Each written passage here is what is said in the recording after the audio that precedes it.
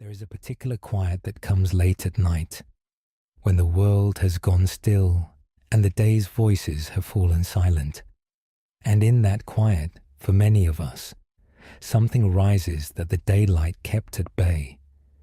It is the ache of feeling alone, not always the fact of being by ourselves, for we can feel it in a crowded room as easily as in an empty one, but the feeling, the tender inward ache of seeming somehow separate, unseen, unaccompanied, as though a small distance had opened between our own heart and all the rest of the world.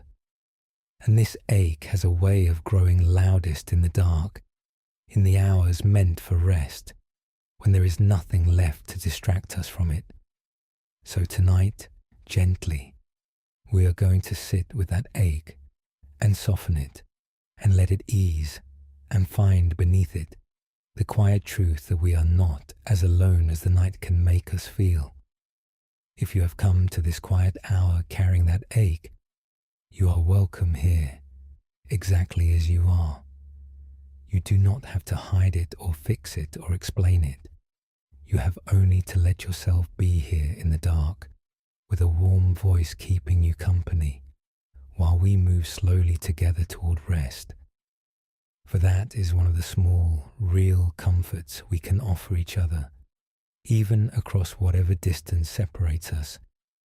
Simply to be a voice in the dark for someone who feels alone, a quiet companionship through the long hours of the night. And so, for these hours, you are not keeping watch alone. There is a voice here with you, moving gently alongside you until sleep comes. Before we begin, let yourself settle. If it helps, you might share what time it is and where you are listening from. A small thread of connection out into the wider world. Let the bed take your full weight. Let your shoulders come down. Let the hands lie open and easy. You do not need to know anything about Buddhism to rest here, and you do not need to remember any of this in the morning. There is nothing to study, nothing to solve. These are old and gentle teachings, and tonight they carry a particular warmth.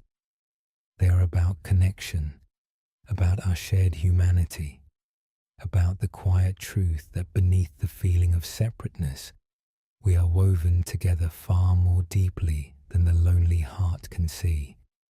Let them move over you softly, the way slow water moves over stone. Thank you for spending these quiet hours here with me. Let us begin. Let us start by being gentle with the ache itself, for the first thing the lonely heart often does is turn against itself. It is not enough somehow to feel alone. We then feel that there is something wrong with us for feeling it, that others do not struggle this way, that our loneliness is a kind of failure or flaw, a sign that we are somehow less connected, less loved, less able than everyone else. And so, a second ache is laid upon the first, the loneliness, and then the shame of the loneliness, the feeling of being alone in our aloneness, as though no one else could understand. But this is not true, and it is one of the kindest things we can learn tonight, that loneliness is not a flaw in you. It is one of the most universal of all human feelings, felt by nearly every person who has ever lived, in every age, in every place. To feel lonely is not to be broken. It is simply to be human. The Buddhist tradition understands loneliness with great tenderness, for it looks clearly at the whole of human experience, the sorrow as well as the joy, and it does not turn away from the ache of the separate-seeming heart, and it offers gently a different way of seeing, one that does not deny the feeling but softens it, that does not pretend we are never lonely, but shows us that the loneliness rests upon a misunderstanding, a seeing of ourselves as far more separate, far more cut off than we truly are. over this long night, we will move slowly into that different seeing. But we begin simply by making room for the ache, by letting it be here without shame, by treating our own lonely heart with the same gentleness we would offer a lonely child. Let us stay with a small story in this spirit. In a certain village, there lived a woman who had grown used to her evenings alone. Her family had scattered, her friends were busy with their own lives, and each night, after the small tasks of the day were done, she sat alone by her window as the darkness came on, and felt the ache of her solitude settle over her like a cold mist. And she believed, as lonely people often do, that she was the only one, that behind all the other lit windows of the village there were warm gatherings, full tables, people who didn't know the ache she knew. She would look out at those distant lights and imagine everyone but her held snug in company, and her own loneliness would deepen, sharpened by the belief that it was hers alone.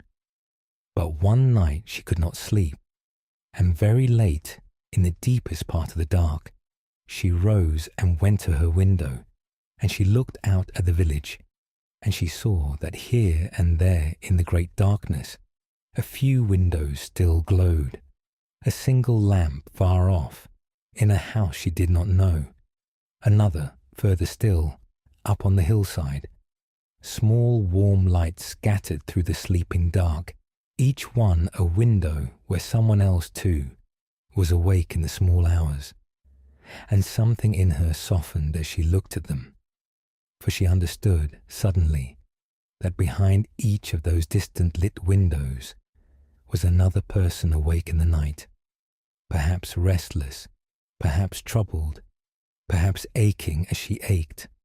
She was not the only one awake. She was not the only one alone. All through the dark village and the dark valley and the dark world beyond it, there were others, countless others, awake in the night with their own quiet hearts. And though she did not know them, though she would never meet them, she was, in that moment, strangely and deeply accompanied by them, a fellowship of the wakeful, each alone in their own window, and yet, in their shared wakefulness, somehow together. Let us stay with her a moment, because what she felt was not imaginary. It was, in fact, more true than the loneliness that had gone before, for the loneliness had rested on a false picture, the picture of herself as uniquely alone, singled out, the only one aching while all the world was warm and gathered, and the false picture had made the ache far worse than it needed to be. But when she saw the other lit windows, when she understood that the night was full of others awake and aching just as she was, the false picture dissolved, and with it, the sharpest edge of her loneliness. She was still by herself at her window.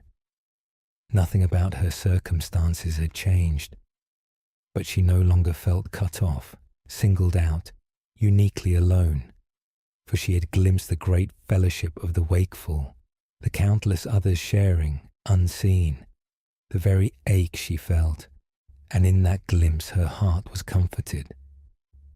Let us rest here for a moment. If you are awake tonight with an aching heart, feeling alone in the dark, you might let yourself remember the other lit windows, the countless others awake right now, in this very hour, across your town, your country, the whole turning world, each with their own quiet heart, many of them aching just as you ache. You are not the only one awake. You are not the only one alone. You are part of a great, silent fellowship of the wakeful, and though you cannot see them, they are there, all around you in the dark, keeping watch through the night just as you are. Take a slow, soft breath and feel yourself accompanied by them. When you are ready, we will go on together. There is a deep comfort in this simple recognition, and it is where our long night begins. The recognition that loneliness, however isolating it feels, is itself a thread that connects us to nearly every other human being who has ever lived. For everyone has felt it. The people behind all the lit windows have felt it. The people you envy for their seeming connection have felt it. The wise and the ordinary, the young and the old, in every century and every land, have lain awake in the dark and felt the ache of the separate heart. And so, paradoxically, the very feeling that seems to cut you off from everyone is in truth one of the things you most deeply share with everyone. Your loneliness is not a wall that separates you from humanity. It is a doorway into the deepest fellowship there is, the fellowship of all who have ever ached in the night and longed to feel less alone.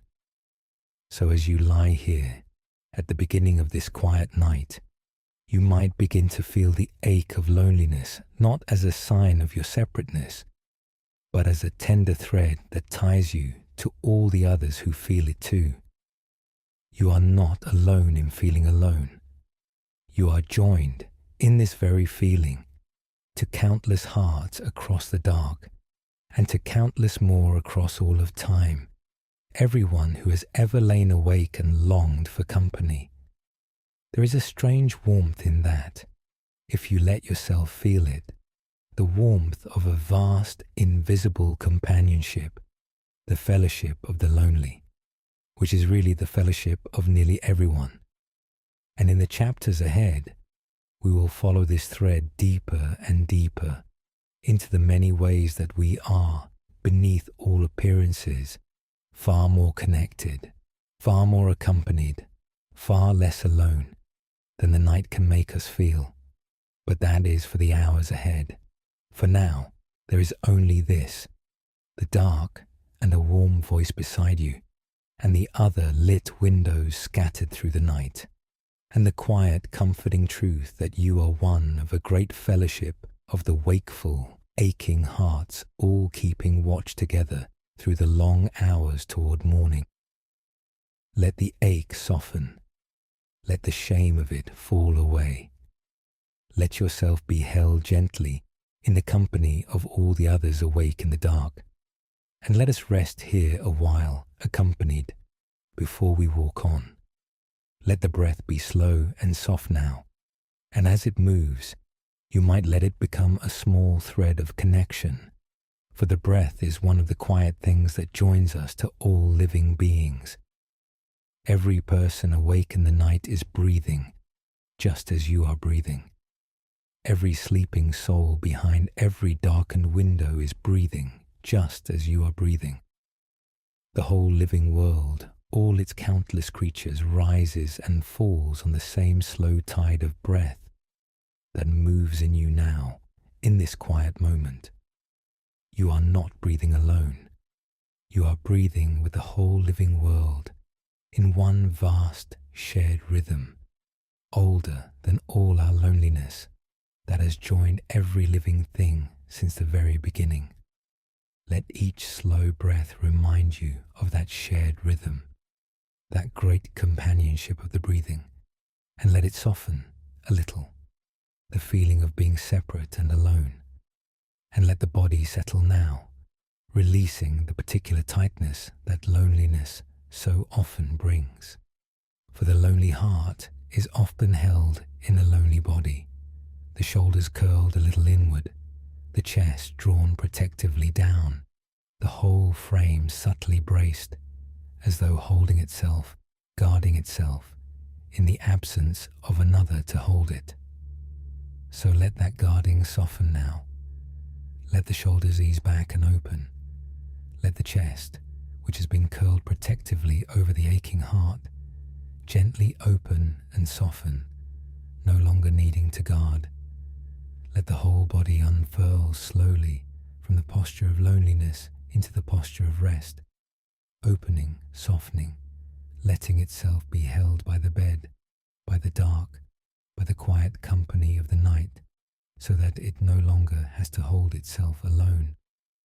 Let each slow breath open the body a little more and soften the ache a little more and deepen the quiet sense of being accompanied through this night until the loneliness loosens its grip and something gentler settles in its place. The warmth of feeling, however faintly, that you are not as alone as you thought. There is a voice here with you. There are lit windows all through the dark. There is the whole breathing world, rising and falling with you on the same slow tide. And there is, waiting beneath it all, a deeper truth of connection we have only begun to touch. So rest here, gently accompanied, and let the ache ease, and let yourself begin to drift in the good company of the wakeful toward sleep.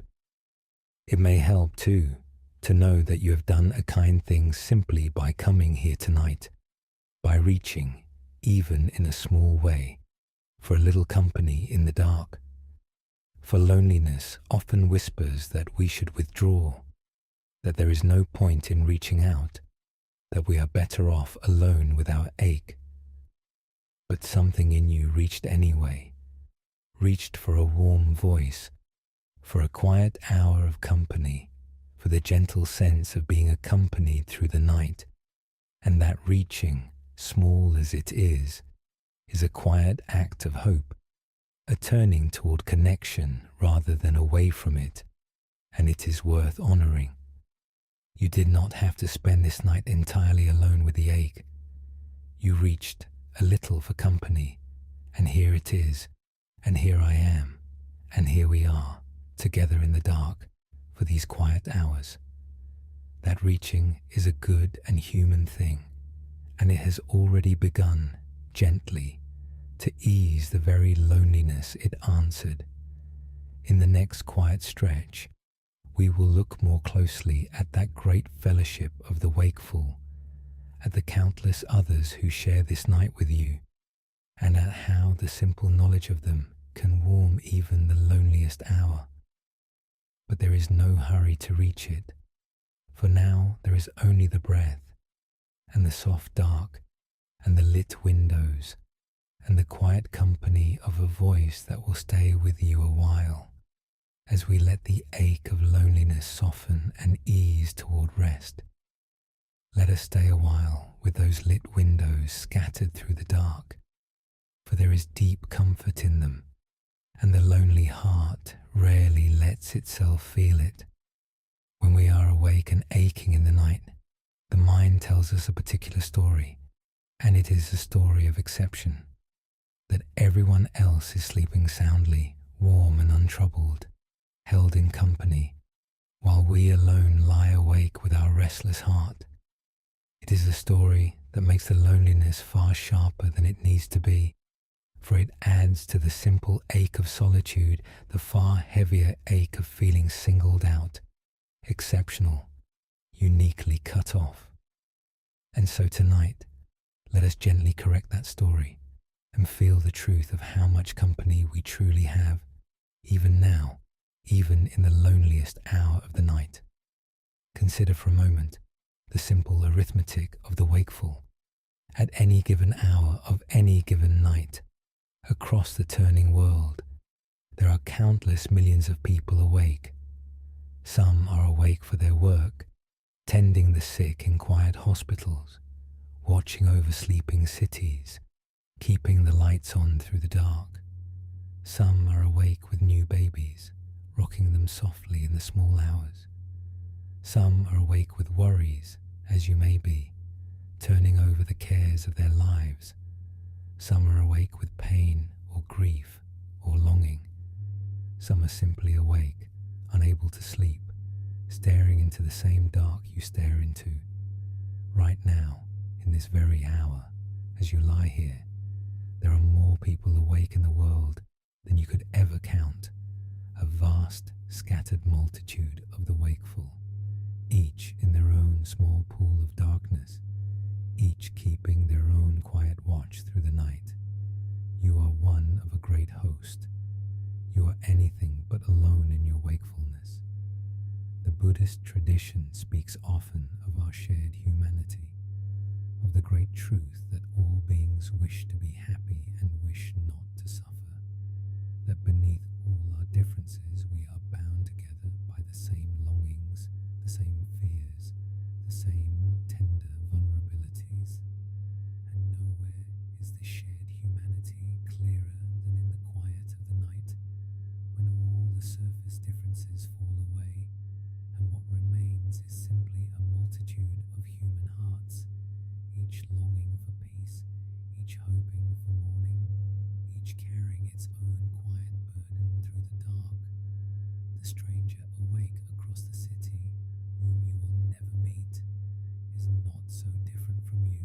They too long for rest. They too know the ache of the small hours. They too are hoping quietly for the comfort of sleep and the return of the light. And in that shared longing, that shared vulnerability, you and they and all the wakeful millions are joined, a great invisible family of the night, each alone and yet all together. Let us stay with a small story in this spirit. There was once a monk who lived alone in a small hut high on a mountainside, far from any village, and he had chosen this solitude for his practice, and mostly he was at peace in it.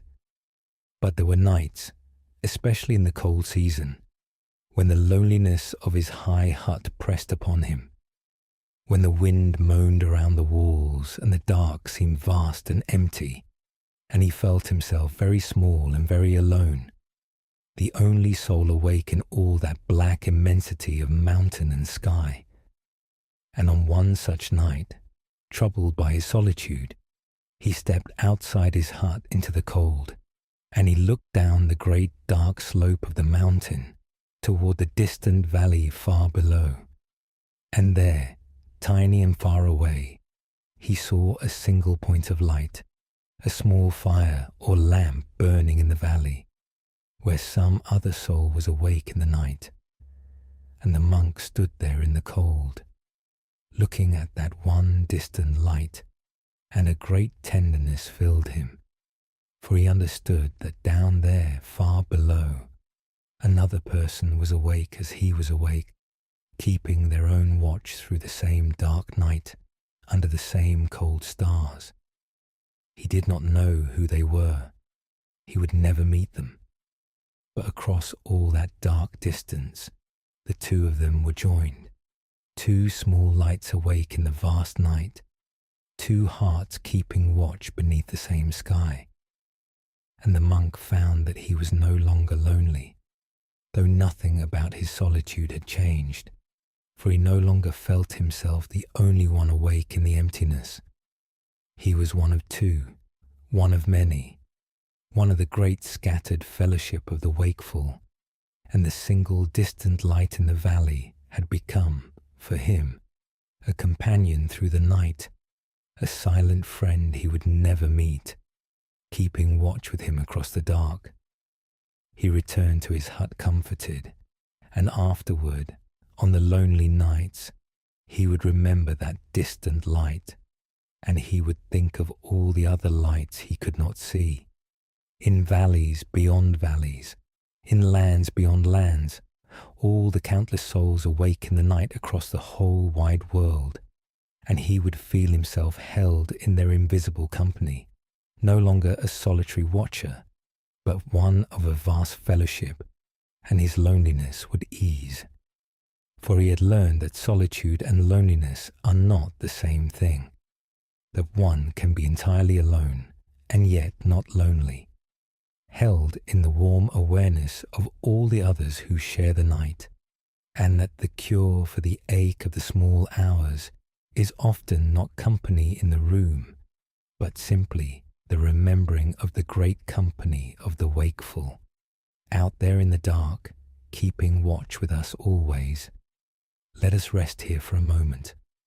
Wherever you are lying tonight, however alone you may feel, you might picture gently that vast, scattered fellowship of the wakeful, all the lights burning in all the dark windows across the whole turning world, each one a soul awake as you are awake, keeping watch as you keep watch.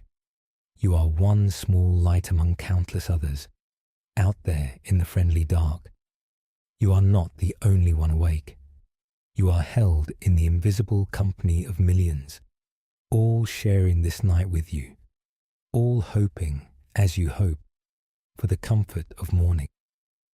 Take a slow, soft breath and feel yourself one among that great company. When you are ready, we will go on together. It is worth dwelling on the difference the monk discovered between solitude and loneliness, for it holds a quiet freedom. Solitude is simply the fact of being alone, of being by ourselves, and it is not, in itself, painful. Indeed, it can be deeply peaceful, a spaciousness, a rest, a gift. Loneliness is something else. It is the ache, the sense of being cut off, unwanted, forgotten, separate from all warmth and connection, and the two do not have to go together. We can be in solitude without being lonely, alone in our room, and yet warmly aware of our connection to all the wakeful others, at peace in our own company and the invisible company of the night.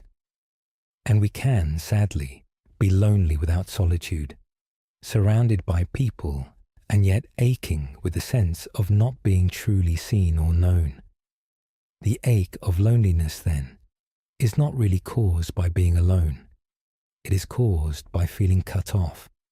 And feeling cut off is something that can soften and heal, even in perfect solitude, when we remember how deeply and truly we are connected to all the others who share this human night.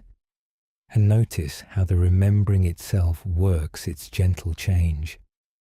Nothing about the monk's situation altered when he saw the distant light. He was still alone on his mountain, still far from any village, still keeping his solitary watch. What changed was only his sense of it, his inner picture, which shifted from I am the only one awake in the emptiness to I am one of many awake beneath the same sky. And that shift, that simple change of inner picture, was enough to transform his loneliness into a kind of quiet fellowship, his ache into a tenderness. This is a power we all carry, available to us in any lonely hour. The power to shift the inner picture, from singled out to accompanied, from uniquely alone to one among many, from cut off to connected. The circumstances need not change at all. Only the seeing changes, and in the change seeing, the ache eases. There is a further comfort in this fellowship, one that reaches beyond the living, and it is worth resting in. For it is not only the millions awake tonight who share your ache, it is also the countless millions who came before, all the human beings who have ever lived, stretching back through all the long centuries, every one of whom knew nights like this one. Somewhere, long ago, a person lay awake in the dark as you lie awake now, feeling the same ache, longing for the same comfort, hoping for the same morning. The particular shape of their life was different from yours, their time and place and language all unlike your own, and yet the ache in the small hours was the same ache, the human heart, the same human heart. When you feel the loneliness of the night, you are feeling something that has been felt by nearly every person who has ever lived, a feeling as old as humanity itself, and in feeling it you are joined not only to the living wakeful, but to the vast company of all who came before, an unbroken fellowship of the human heart, stretching back to the very beginning. You are held tonight in the oldest company there is. Let us stay too with a gentle image that the wakeful can carry, the image of the whole dark earth turning slowly through the night, and the band of darkness sweeping always around it. And within that band, always, everywhere, souls awake. As your part of the world sleeps, another wakes. As the dark moves on, it carries its wakeful watchers with it, a ceaseless procession of the awake, always somewhere keeping watch, so that the great fellowship of the wakeful never sleeps entirely, never goes dark, but burns on, light after light, around the whole turning world, through every hour of every night, forever.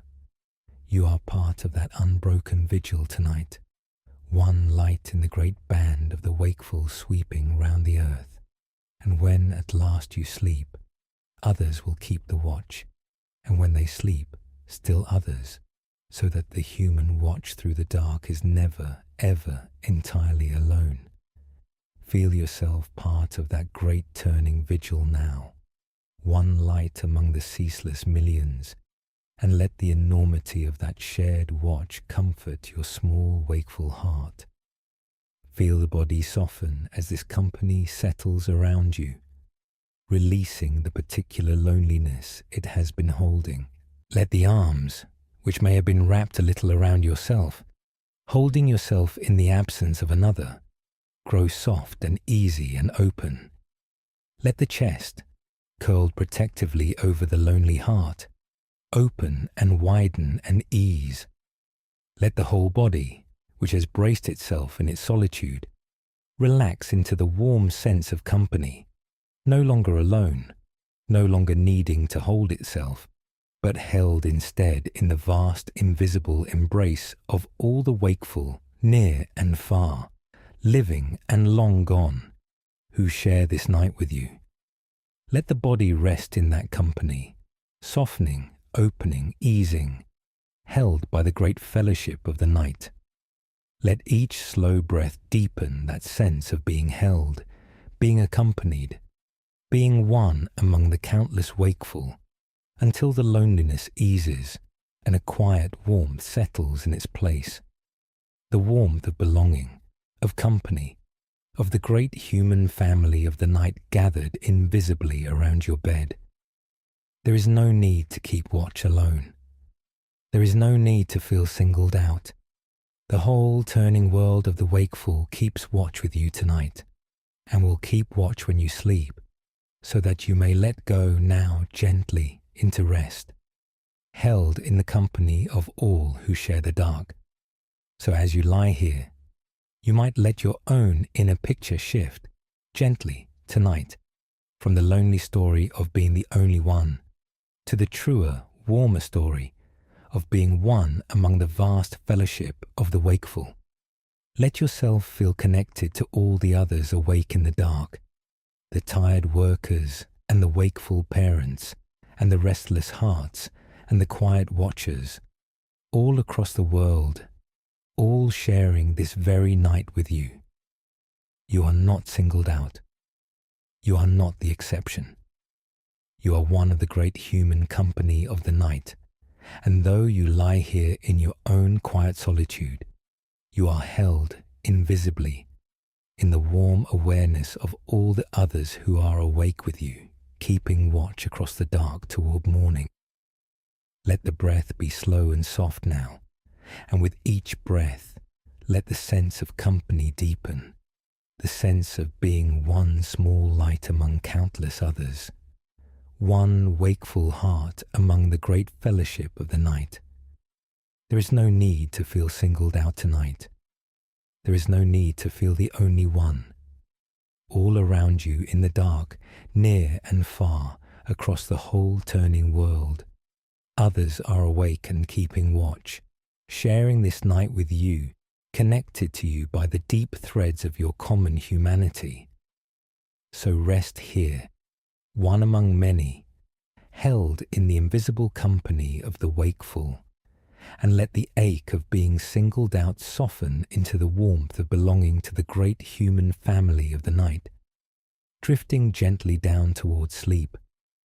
And if the lonely story returns, later in the night, whispering that you are the only one awake, the only one aching, singled out and cut off, you need not believe it. You will simply remember the lit windows again, gently, the distant light in the valley, the vast fellowship of the wakeful, and let your inner picture shift once more from singled out to accompanied. Each time the lonely story returns, you may answer it with a truer story of the great company of the night, until the ache of exception softens, and you rest, one among countless others, held in the warm, invisible company of all who share this dark. There is a distant light in the valley for you too, tonight, and another beyond it, and another beyond that, further than you could ever see. A whole world of quiet watchers keeping the night with you. So let yourself belong to them and be comforted by them, and drift in their good company, softly down toward sleep. There is something we must gently understand about loneliness, if we are to let it soften, and it is this. The feeling of being alone is not the same as the fact of being alone, and the two are often very far apart. Loneliness is a feeling, a weather of the heart, and like all feelings, it colors how we see the world, painting everything in its own shade, making us feel cut off and unloved and separate, quite apart from whether we truly are. And the lonely heart, caught in the feeling, mistakes it for a fact, believes that because it feels alone, it truly is alone, truly is unloved, truly is separate and forgotten. But the feeling is not the fact. The feeling is only a passing weather, and beneath it, the facts of our connection are often far warmer, far richer than the feeling can ever see. Consider how loneliness distorts our seeing, gently, for the distortion is worth understanding. When the weather of loneliness settles over us, it does not simply make us feel a little sad. It changes the whole landscape of our perception.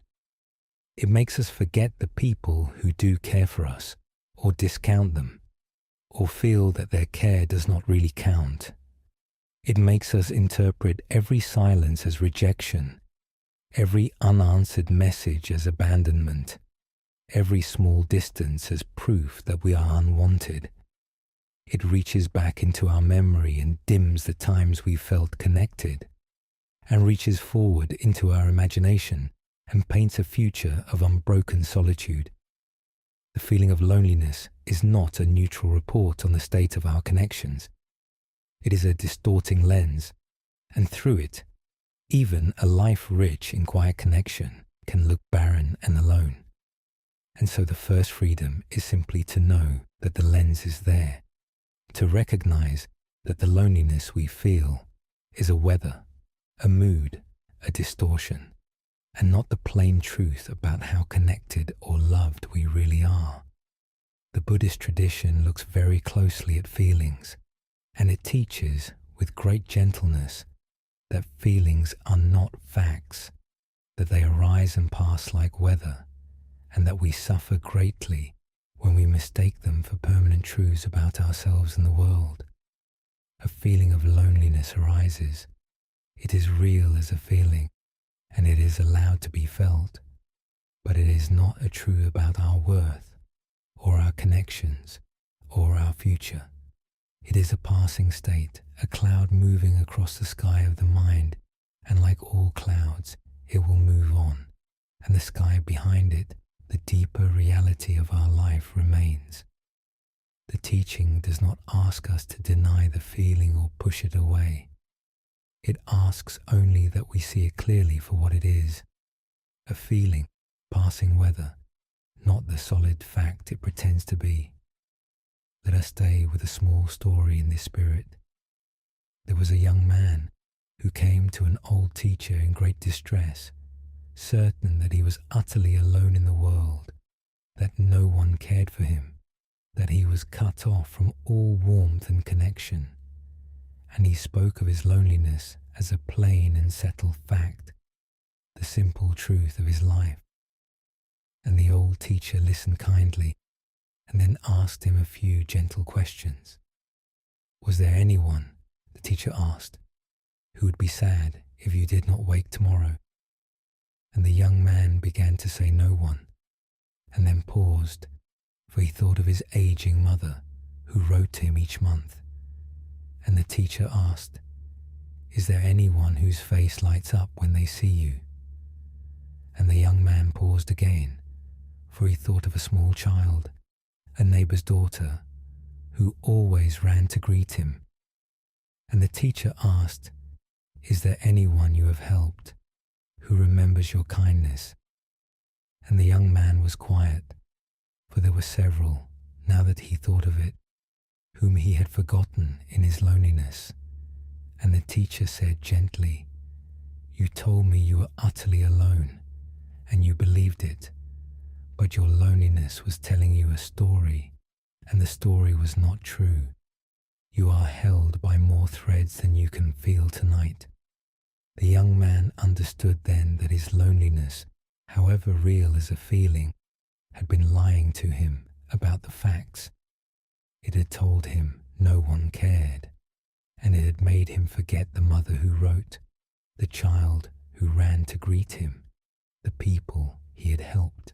It had painted his life barren, when in truth it held quiet threads of connection he had simply stopped seeing through the distorting lens of his ache.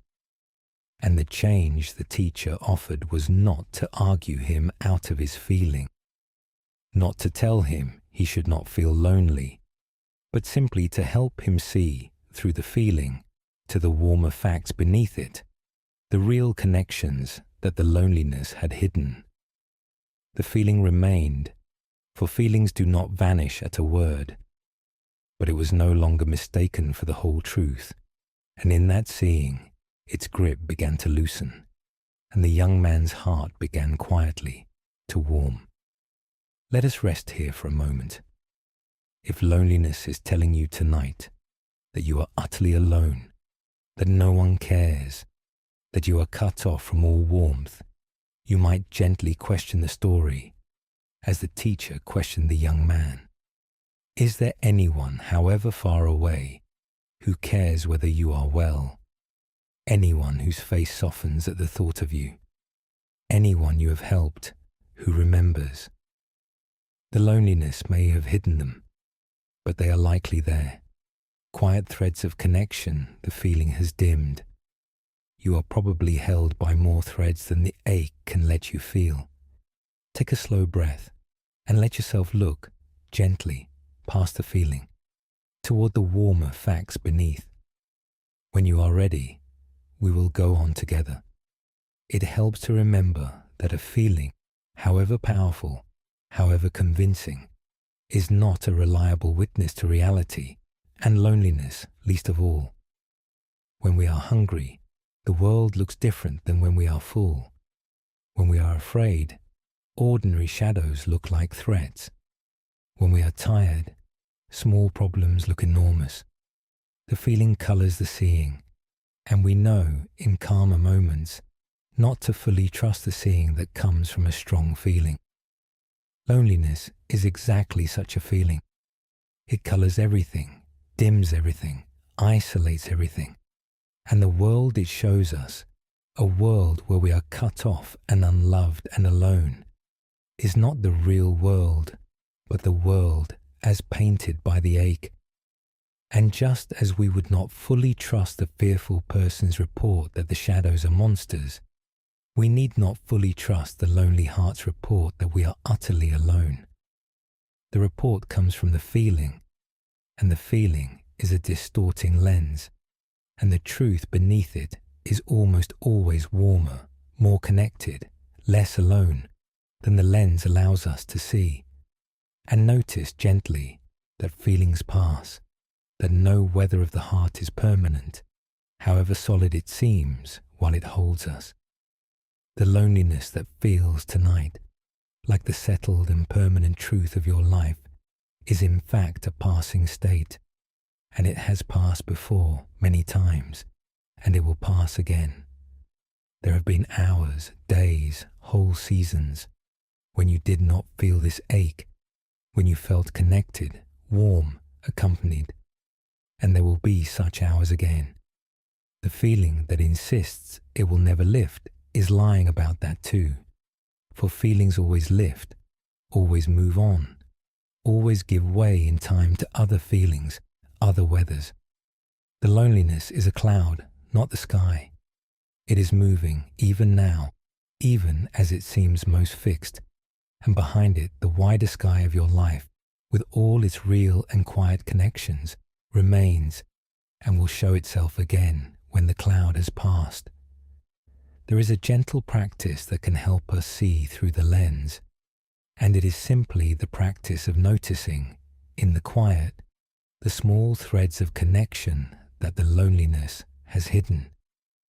Not forcing ourselves to feel grateful, not arguing with the ache, but simply, softly, letting the threads come to mind, one by one, as they will. A kind word someone said to you once, that you still remember. A person who, if you passed them in the street tomorrow, would smile to see you. A creature even, a pet, an animal, who is glad of your presence. A stranger who is gentle with you, a shopkeeper, a nurse, a passing kindness. The voice reading to you now, wishing you well through the dark. Each of these is a real thread, a real connection, quietly present beneath the ache. And when we let them come to mind, gently, without straining, the picture of ourselves as utterly alone begins to soften, for we see that we are woven into more warmth than the loneliness let us feel. You need not summon them all tonight. Let one or two drift up softly and rest in the small warmth of them, and let that warmth ease a little the ache of the lens. Consider, too, how differently we would counsel a friend, for this reveals how the lens distorts. If a dear friend came to you and said they were utterly alone, that no one cared for them, that they were cut off from all warmth, you would not agree. You would see clearly all the ways they were loved and connected that their loneliness had hidden from them. You would gently remind them of the people who cared, the value they brought, the threads that held them. You would see through their lens to the warmer truth, because you were not caught inside their feeling. And the loneliness that distorts your own seeing tonight is exactly the same lens that would distort a friend's. No more reliable, no more truthful, no more to be believed.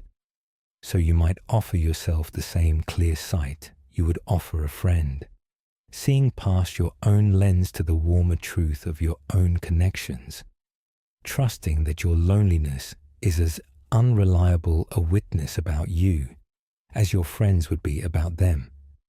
Feel the body soften as the lens loosens its grip, releasing the tension that the ache has held.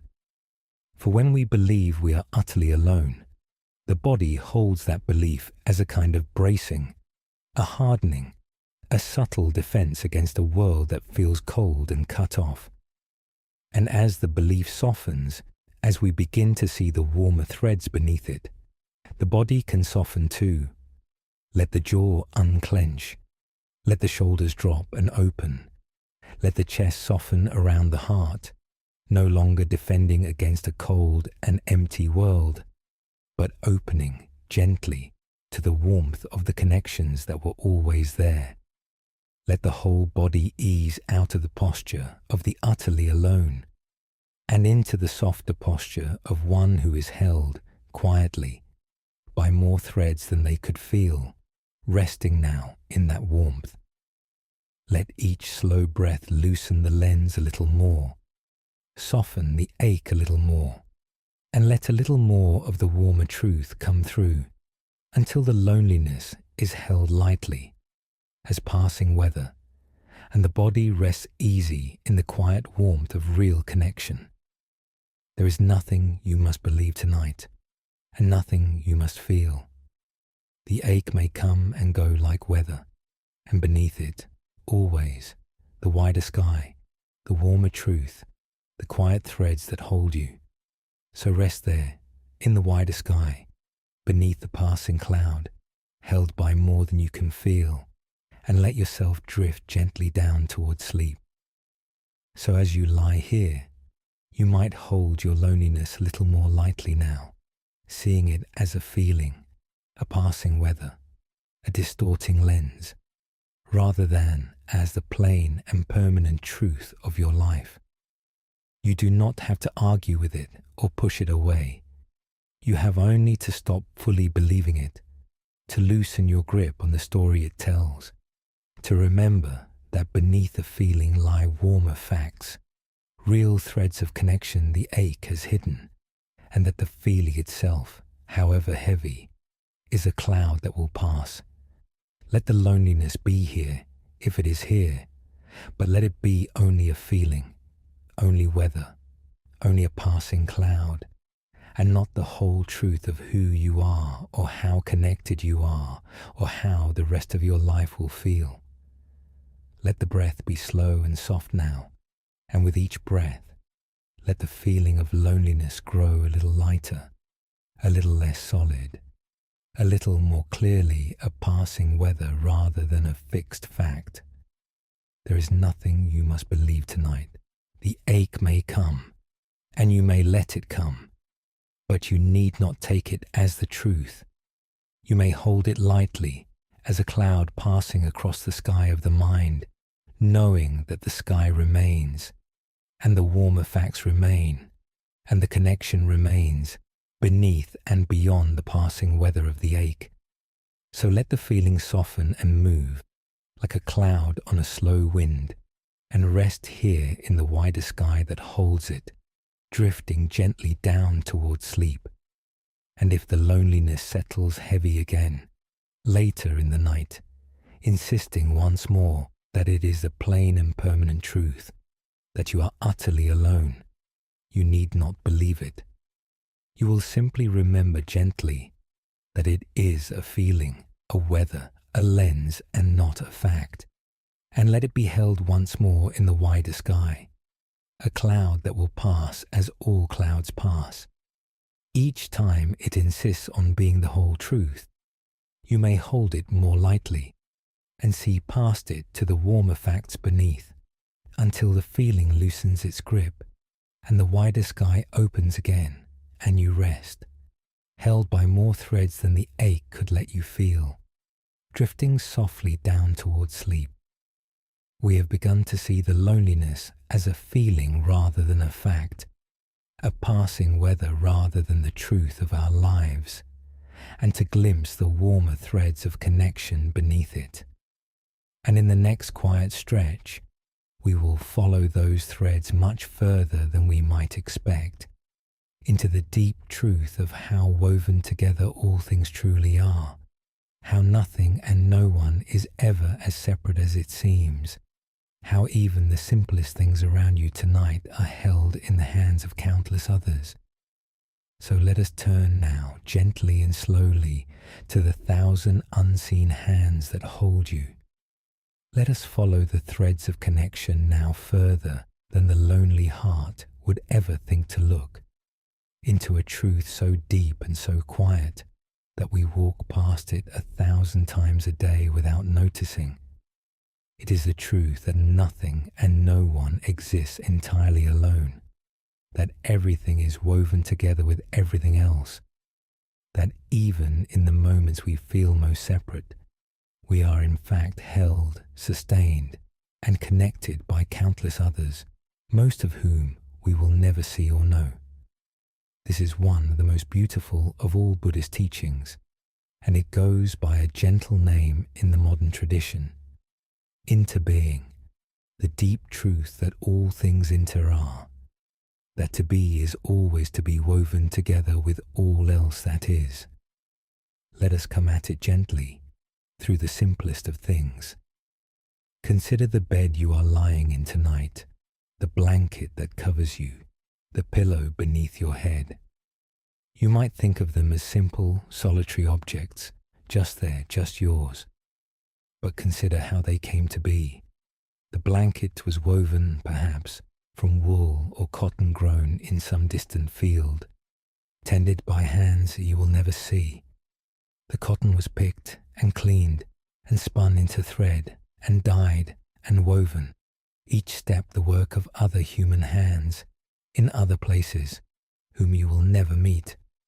The thread was carried on trucks driven by drivers you do not know, on roads built by workers you will never see, made of materials dug from the earth by still other hands. By the time the simple blanket reached you, it had passed through hundreds, perhaps thousands, of hands, each one a person with their own life, their own loves, their own lonely nights, all of whom contributed, unknowing, to the warmth that covers you now. You are not covered by a solitary object. You are covered by the woven labor of 1,000 unseen hands.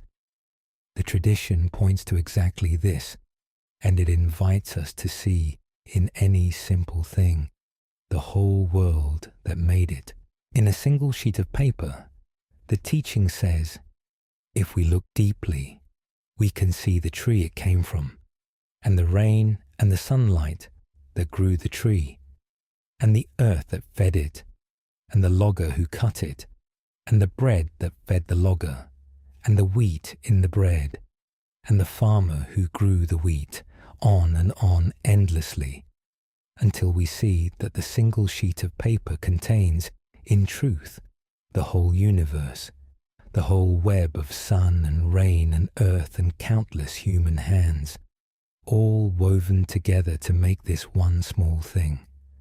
Nothing exists by itself. Everything is made of everything else. Every single thing you can see or touch tonight is, in truth, made of the whole world, holding within it the sun and the rain and the earth and the countless hands. And this is not a poem or a pretty idea. It is a plain description of how things actually are, how deeply and truly all things are woven together, how nothing is ever really separate and alone. Let us stay with a small story in this spirit. There was a woman who lived alone and felt herself cut off from all the world, isolated, unconnected, held by no one. And one morning, in her loneliness, an old teacher came to visit her, and she made him a simple bowl of rice and set it before him. And the teacher looked at the bowl of rice for a long moment, and then he said, "Tell me, who is here with us this morning?" And the woman said, "No one, teacher, we are quite alone."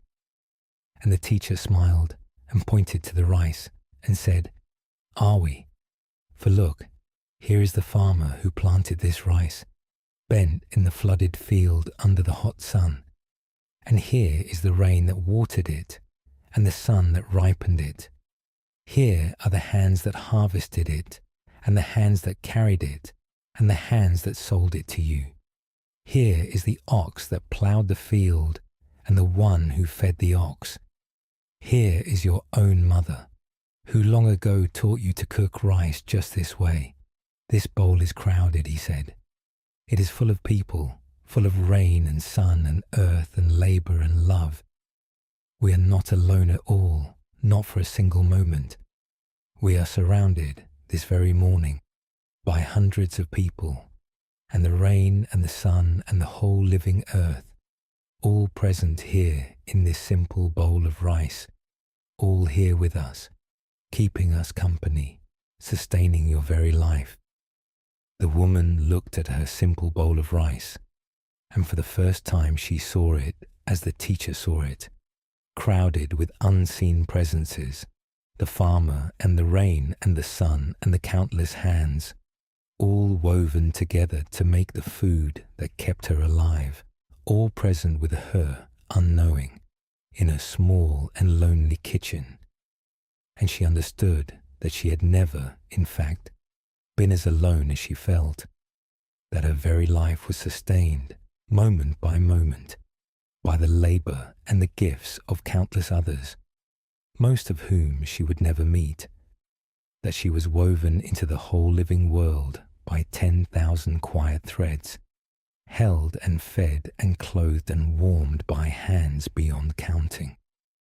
Her loneliness had told her she was cut off from all the world, but the bowl of rice told a truer story, that she was held this very moment in the vast web of the world, connected to countless others by the simple fact of being alive at all. Let us rest here for a moment. As you lie here tonight, you might feel gently all the unseen hands that hold you even now. The hands that made your blanket and your pillow. The hands that built the roof over you. The hands that grew and carried the food that sustains your body as it rests. The countless others whose quiet labor, whose gifts, whose care, woven together across the whole world, hold you and sustain you this very night. Though you will never see their faces, you are not cut off from the world. You are woven into it, held by 1,000 unseen hands, sustained by the whole living earth, present in every simple thing around you. The blanket is crowded. The pillow is crowded. The very air is crowded with all that made it and all that shares it. You are surrounded, this quiet night, by more presences than you could ever count. Take a slow, soft breath and feel yourself held in that vast web. When you are ready, we will go on together. There is a profound comfort in this seeing, once it truly settles in us, for it reveals that our sense of being separate and cut off is, at the deepest level, a kind of illusion, a failure to see how things really are. We feel separate because we see only the surface, only the seeming boundary of our skin, only the apparent solitude of our room. But beneath the surface, the truth is that we are woven inseparably into the whole, sustained every moment by the sun that warms the earth, the rain that grows the food, the air that countless other beings breathe with us, the labor of countless hands, the whole vast interdependent web of life, without which we could not exist for a single moment. We did not make ourselves. We do not sustain ourselves. We are held always in the great web of the world, connected to all of it, dependent on all of it, woven into all of it, far too deeply ever to be truly alone. And notice how this connection asks nothing of us, depends on no one loving us, no one being present, no relationship going well. Even in the depths of the most painful loneliness, when it seems no one cares and no one is near, this deep web of connection holds us still. The sun still warms us. The air still fills our lungs, shared with every breathing thing. The food still sustains us, grown by unseen hands. The earth still holds us up. We are woven into the world, whether or not we feel loved, whether or not anyone is near, whether or not our heart is aching. The connection is deeper than our relationships, deeper than our feelings, as deep as existence itself. And so, there is a flaw beneath the worst loneliness, a connection that cannot be taken away. The simple, profound fact of being woven into the living world, held by the whole of it, never truly separate, never truly alone. It is worth lingering on how far these threads reach back in time, for the web that holds you is not only wide, but ancient. Consider that your very body is made of food, and the food of earlier food, and the earth of ancient rains, and the rains of ancient seas, so that the substance of you tonight has passed through countless forms across unimaginable ages to arrive, at last, as you. Consider that you were carried, once, and fed, and kept warm, by those who came before you, and they by those before them, an unbroken chain of care stretching back through all the generations to the very dawn of life, without a single break, for if any link had failed, you would not be here. You are the living end of an unbroken line of connection older than memory, held by the care of countless ancestors you will never know, sustained by a web that reaches not only across the whole living world, but back through all of time. You did not arrive here alone. You were carried here across the ages by more hands than the stars, and you are held tonight by all of them still. And consider gently that you in turn are woven into the lives of others in ways you cannot see, that your own small existence sends threads outward into the world, touching lives you will never know you touched. A kindness you once did, half forgotten, may live on quietly in someone's heart. A word you spoke may have changed a stranger's day. The simple fact of your being here has rippled outward in ways beyond your seeing into the great web, so that you are not only held by the world, but woven into it, not only sustained by others, but yourself, a sustaining thread in the vast weaving. You matter to the web, whether or not you can feel it tonight. You are not a loose and separate thread, dangling alone. You are woven in, holding and held, giving and receiving, a real and necessary part of the whole living cloth of the world. Feel the body resting now in that vast web, held on every side, for the loneliness that curls the body inward, that braces it against a cold and separate world, softens when we feel how thoroughly we are held. Let the body sink into the bed, and feel the bed holding you, made by unseen hands. Feel the roof above you, keeping off the night, built by hands you will never know. Feel the warmth around you, the food within you, the very air filling your lungs, all of it given, all of it holding you, all of it woven around you and through you. Let the body rest in that heldness, no longer bracing against separateness, but sinking into the vast support of the whole world, held on every side by the countless hands and gifts that sustain you, softening, opening, resting in the deep web that holds you.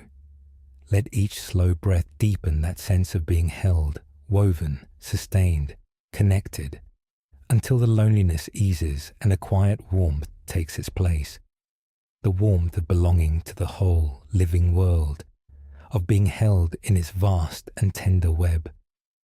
There is no need to feel separate tonight. You are woven into everything, held by everything, sustained by everything, back through all of time and out across the whole wide world. So rest here in the great weaving, one warm thread among countless others, held and holding, and let yourself drift, deeply accompanied down towards sleep. So as you lie here, you might let yourself rest in that deep web now, feeling how thoroughly you are held, sustained, connected, woven into the whole living world, even in this quiet and solitary hour. You are not a separate thing, cut off and alone. You are a part of the whole, held by the sun and the rain and the earth and the air and the countless hands, sustained by all of it, woven into all of it. Let the illusion of separateness soften. Let yourself feel the truth beneath it, the truth of interbeing, the truth that to be alive at all is to be held in the vast and tender web of the whole world, connected to everything, sustained by everything, never, at the deepest level, alone. Let the breath be slow and soft now, and feel how even the breath connects you, drawing in the air that the trees have made, the air that every other creature breathes, the shared air of the whole living world moving in and out of you, joining you to all that breathes. With each breath, feel yourself woven a little more deeply into the whole, held a little more surely by the vast web of the world, connected by 10,000 quiet threads to the countless others and the whole living earth. There is no need to feel cut off tonight. You are held by 1,000 hands, sustained by the whole world, woven inseparably into all that is. So rest here, deeply held, deeply connected, deeply accompanied by the whole living world, drifting gently down towards sleep. And if the feeling of separateness returns later in the night, whispering that you are cut off and alone, you need not believe it. You will simply remember the bowl of rice, gently, the 1,000 hands, the woven web, the sun and the rain and the shared air, and feel yourself held once more in the vast connection that no loneliness can touch. Each time the sense of separateness returns, you may remember the deep web that holds you until the illusion softens and you rest, woven into the whole living world, held by 1,000 unseen hands. You are crowded round with quiet company tonight, in every simple thing that keeps you, in every breath of shared air, in the long line of care that carried you here. So let yourself feel held by all of it and drift, deeply accompanied, softly down towards sleep. We have felt the vast outer web that holds us, the 1,000 hands, and the whole living world woven around us. But there is a companion nearer still than all of these, closer than any hand, closer even than the breath, a quiet presence that has been with us every moment of our lives and never once left our side. So let us turn now, gently and slowly, to the quiet companion that never leaves, the one that is nearer to you than anything else in all the world. There is a companion that has been with you every moment of your life, through every joy and every sorrow, every crowded day and every lonely night, and it has never once left your side, and it will never leave you as long as you live. It is not a person, and it is not something outside of you. It is the quiet awareness that is always present within you, the simple, wakeful presence that is aware of this moment, aware of these words, aware even of the loneliness itself. It has been with you since before you can even remember, present in your very first moments and every moment since, and it is with you now, and in a certain deep sense, it is the most faithful companion you will ever have. For it is the one presence that can never abandon you, never leave, never grow distant or cold. And tonight, gently, we are going to become aware of it, this ever-present companion, and let its quiet, faithful presence comfort the lonely heart. Let us come to it softly, for it is so close and so constant that we usually overlook it entirely. Right now, as you lie here, something is aware. Something is aware of the darkness around you, of the weight of your body in the bed, of the sound of this voice, of the thoughts that drift through the mind, of the feelings in the heart. That awareness, that simple knowing presence, is always here. It was here this morning and all through your day, and it is here now in the quiet of the night. It is the constant witness of your whole life, the silent presence in which every experience you have ever had has arisen and passed, and it is never absent. Whatever you experience, it is there, aware of it. Whatever you feel, it is there, holding it in its quiet knowing. You have never, for a single moment, been without it. Even in sleep, it does not truly vanish. It is the first thing present when you wake, and the last thing present as you drift off, the quiet ground of your whole existence. It is the one companion that has never left, and the one companion that never can.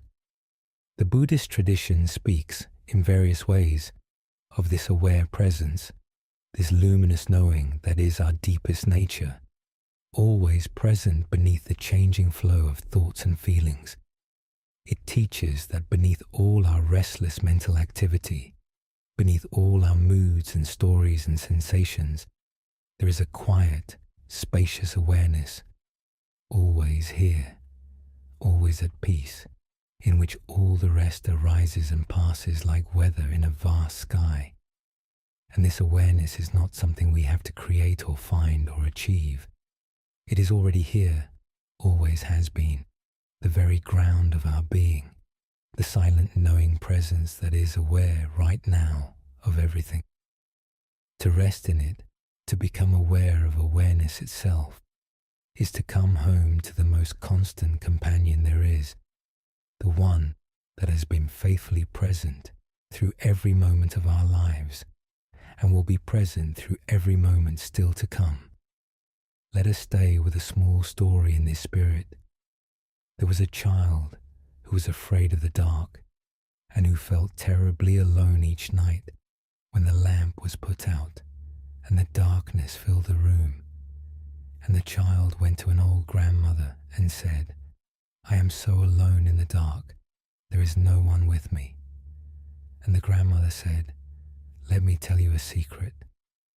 When the lamp goes out and the room is dark, close your eyes and notice, is there not still something there that knows the darkness? Something that feels the blanket, that hears the wind, that is aware you are lying in your bed?" And the child closed her eyes and noticed. And yes, there was something there, quietly aware, even in the dark. And the grandmother said, "That is your own quiet awareness, and it is always with you, and it never goes to sleep before you do, and it never leaves you alone. Even in the deepest dark, even when no one else is near, that quiet knowing is right there with you, keeping you company, aware of everything, never absent, never gone. You are never truly alone in the dark," the grandmother said, "for you always have that faithful companion, closer than close, always awake, always with you. It was here before I was here," she said, "and it will be here after I am gone, and it will keep you company always, all your life long, even on the nights when no one else can be near." And the child found, from that night on, that the dark was less lonely, for she had learned to feel the quiet presence of her own awareness, always there, always keeping her company, a faithful companion that never left. When the loneliness came, she would close her eyes and notice the quiet knowing that was aware of the loneliness itself, and in noticing it, she would feel accompanied, held, kept company by the constant presence of her own aware being. She had discovered what the tradition points to, that the deepest companionship is not something we must find outside ourselves, in others who may come and go, but something already present within us, the faithful, ever-present awareness that has never left our side and never will, the quiet knowing in which our whole life unfolds, always here, always with us, always awake in the dark. Let us rest here for a moment. As you lie here in the quiet, you might notice, gently, the simple awareness that is present right now, the quiet knowing that is aware of the darkness, aware of the breath, aware of these very words. That awareness is your constant companion. It has been with you all your life, and it is with you now, faithfully present, never absent, never leaving. Even in this lonely hour, you are accompanied by it, held in its quiet knowing, kept company by the most faithful presence there is. Take a slow, soft breath and feel yourself companioned by your own aware presence, always here, always with you. You do not have to reach for it or make it appear. It is already here, already aware, already keeping you company as it has all your life. Notice it and let it hold you, and feel how you are never, in truth, quite alone, for this quiet knowing is always here with you in the dark. When you are ready, we will go on together. There is a deep comfort in this that grows the more we rest in it, for it means that the companionship we long for is, in one real sense, always available, always present, never able to abandon us. The people we love may come and go. They may be far away, or busy, or gone from our lives entirely, and their absence is a real sorrow. But this inner companion, this quiet awareness, cannot go away, cannot be busy, cannot be lost or taken from us. It is here in the crowded day and here in the empty night, here in joy and here in grief, here when others are near and here when we are entirely by ourselves. And so beneath the real and changing companionship of others, there is a deeper companionship that never changes, never fails, never leaves. The faithful presence of our own aware being, keeping us company through every moment of our lives. When all else is absent, this remains. When we feel most alone, this is still here, quietly aware of the very loneliness, holding it, companioning us through it.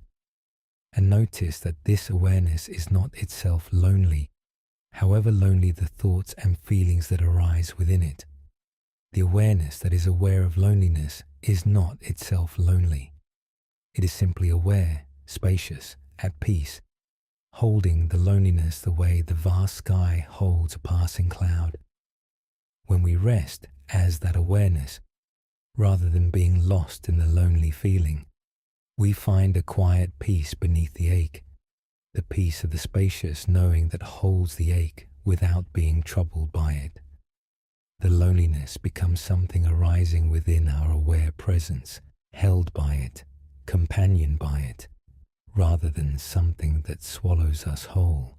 And in resting as the aware presence that holds the loneliness, we are, in a sense, keeping ourselves company, being our own faithful companion, holding our own lonely heart in the quiet, spacious, peaceful awareness that is our deepest nature and our most constant friend.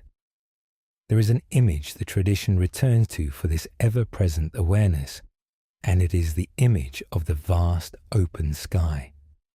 Think of the sky, how it is always there, always spacious, always at peace, and how all the weather, the clouds and the storms and the passing birds and the changing light arises within it, moves across it, and passes away, while the sky itself remains untouched, unchanged, always open, always here.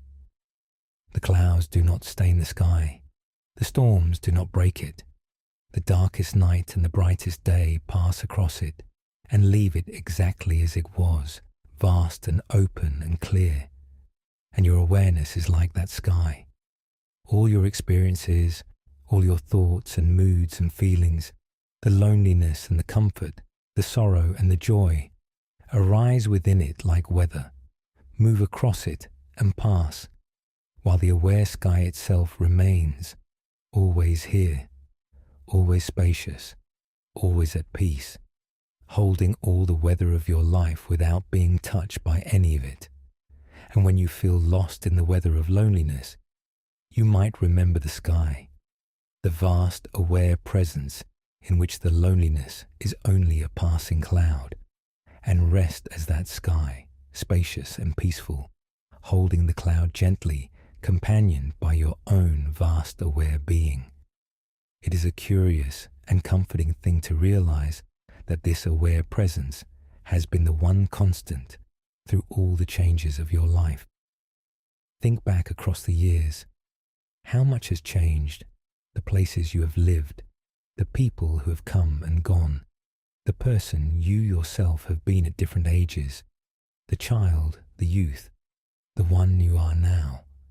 So much has changed, so much has passed away, and yet through all of it, something has remained the same, the simple aware presence that looked out through your eyes as a child and looks out still, the quiet knowing that has witnessed your whole life from the inside, unchanged beneath all the change. That same awareness that was with you in your happiest moments and your hardest ones is with you now, in this quiet dark, exactly as faithful, exactly as present, exactly as near. It is the thread of continuity through your whole existence, the one companion that has been with you from the very beginning, that knows you more intimately than anyone ever could, that has never once, not for an instant, left your side. And it is here now, keeping you company, as it always has, as it always will. Feel the body held in that spacious awareness now, resting within it as the earth rests within the sky. Let the body grow soft and heavy, and let the awareness hold it gently, aware of every part of it, companioning it as it settles into rest. Feel the awareness that knows the weight of your head on the pillow, that knows the warmth of the blanket, that knows the slow rise and fall of the breath. That knowing presence surrounds and holds the whole body, the way the sky surrounds and holds the earth, spacious and peaceful and near. Let the body rest within it, held in its quiet knowing, companioned in every cell by the faithful awareness that is always here. There is nothing the awareness does not hold, nothing it is not gently aware of, nothing of you that it leaves out or leaves alone. The whole of you is held right now in the spacious peace of your own aware presence. Let each slow breath deepen your rest within that awareness, that spacious sky of knowing, until the loneliness softens into something held and companioned, a passing cloud in the vast aware sky. There is no need to feel alone tonight. The faithful companion holds you closer than the breath, vast as the sky, present in every moment, aware of everything, never absent, never gone. So rest within it, as it, held in its quiet spacious peace, and let your own aware presence companion you gently down towards sleep. So as you lie here, you might rest gently, as that aware presence now, the quiet knowing that is always here, always with you, faithfully companioning you through this night. Notice the awareness that is aware of everything, the darkness, the breath, the loneliness itself, and rest in it, as it, letting it hold whatever arises, letting it companion you through the quiet hours. You are not alone in the dark. You are accompanied by the most faithful presence there is, your own aware being, which has never left you and never will, which is here now, quietly keeping you company, holding you in its peaceful knowing as you drift towards sleep. Let the breath be slow and soft now, and let the awareness that is aware of the breath rest quietly with you, companioning you, holding the breath and the body and the whole of this quiet night in its gentle knowing. There is no need to feel alone tonight. The faithful companion is here, closer than the breath, always present, always awake with you in the dark, holding you in its quiet, spacious peace. So rest in that companionship, the deepest and most constant there is, and let your own aware presence keep you company, gently, as you drift down towards sleep. And if the loneliness rises again, later in the night, you need not face it alone. You will simply notice once more the quiet awareness that is aware of the loneliness, the faithful presence that holds it, and rest in that companionship, accompanied by your own aware being even in the depths of the ache. Each time the loneliness comes, you may return to the quiet knowing that companions you through it, resting again as the vast aware sky in which the ache is only a passing cloud. There is a presence with you in the dark that has never left and never will, closer than the breath, faithful beyond any other, aware of you and holding you even now. So let it keep you company gently, and let the ache be held in its spacious peace, until you rest, accompanied, never truly alone, drifting softly down towards sleep. There is a quiet paradox at the heart of loneliness, and understanding it opens a gentle door out of the ache. It is this: loneliness makes us turn inward, curl protectively around our own hurt, focus entirely on what we are not receiving, on the warmth and connection we lack. And yet, the surest way to ease the ache of loneliness is not to receive, but to give. Not to wait for warmth to come to us, but to send warmth outward from our own heart toward others. For loneliness is, in part, a walling off, a drawing in, a closing of the heart against a world that feels cold, and the sending of warmth outward is the gentle opening of that wall, the reaching of the heart back out toward the world. And in that reaching, that opening, that giving, the loneliness softens and eases in a way that no amount of waiting to receive ever quite achieves. The Buddhist tradition holds a practice at its very heart for exactly this, and it is one of the most beautiful and tender of all its gifts. It is the practice of loving kindness, of metta, the deliberate cultivation of warmth and goodwill in the heart, first toward ourselves, and then in widening circles toward others, and finally toward all beings everywhere. It is a practice of sending warmth outward, of wishing others well, of letting the heart soften and open and reach toward the whole world with kindness. And it is, among many other things, a profound medicine for loneliness, for it turns the heart from its lonely inward curl toward a warm outward flow, and in that turning, the walls of separation begin, quietly, to dissolve. When we wish others well, we are no longer walled off from them. We are reaching toward them, connected to them by the warmth we send, and the loneliness, which fed on our closing off, cannot survive the opening of the heart. Let us understand how this works gently, for it is not obvious that giving warmth should ease our own ache. When we are lonely, it seems that what we need is to receive warmth, to be loved, to be connected to, and so we wait and long and ache for the warmth to come to us. But the waiting keeps us closed, focused on our lack, curled around our hurt, and the very posture of waiting to receive is a lonely posture, a closed one. When instead we send warmth outward, when we actively wish others well, we shift from the closed posture of lack to the open posture of giving, and something changes in the heart.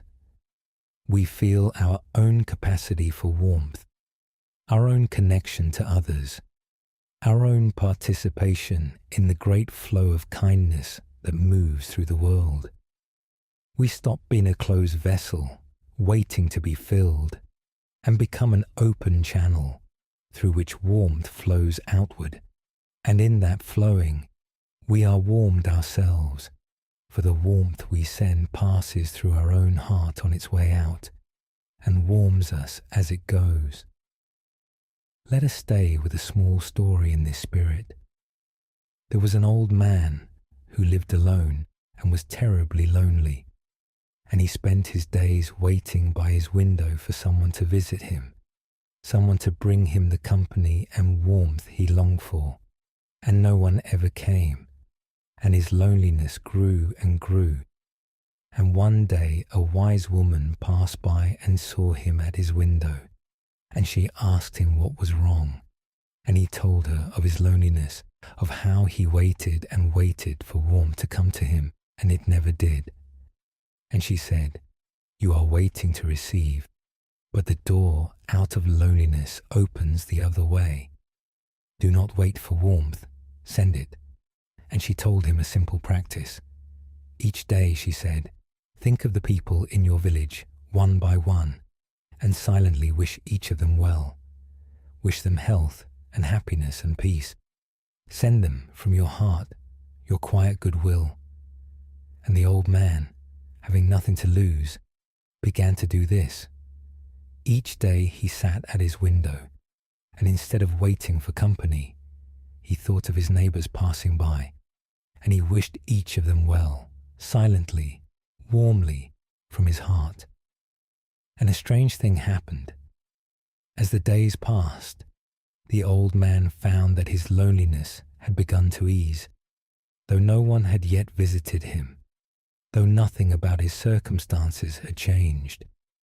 For in wishing his neighbors well, he had begun to feel connected to them, warmed by his own goodwill, part of the life of the village rather than shut out from it.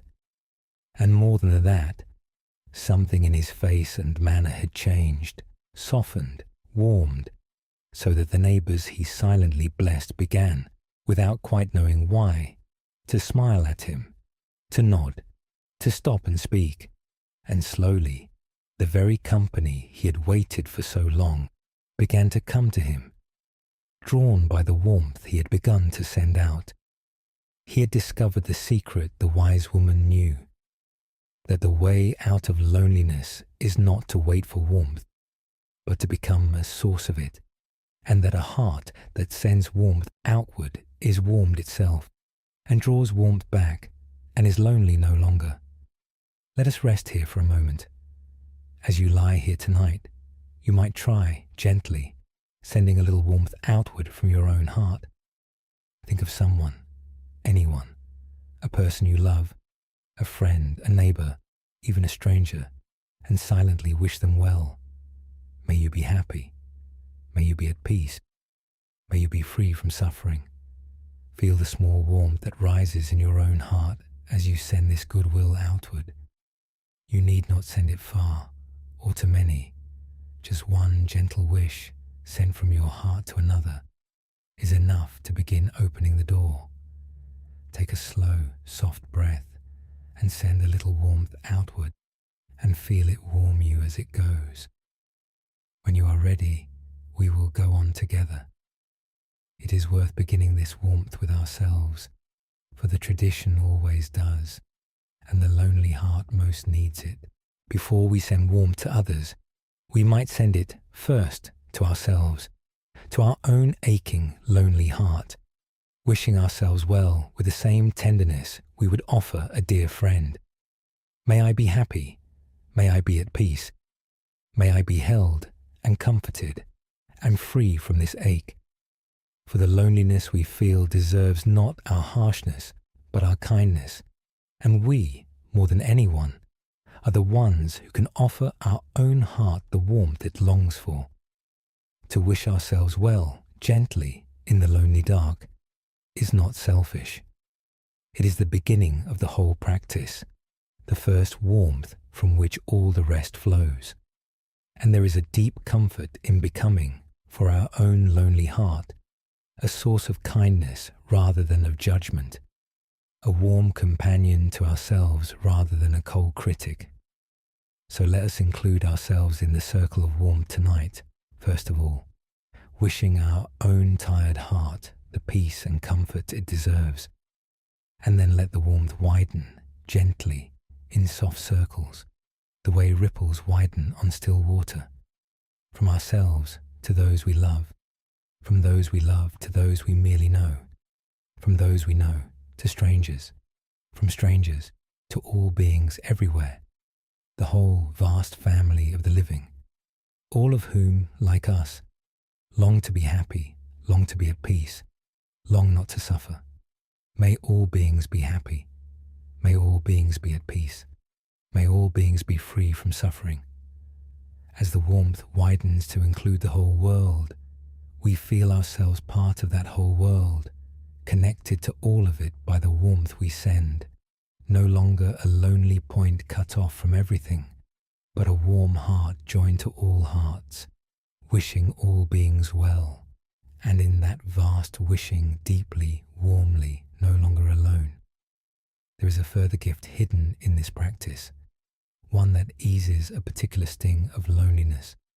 For part of what hurts when we feel alone is a sense of uselessness, of not mattering, of having nothing to give and no one to give it to, as though our warmth were a thing no one wanted.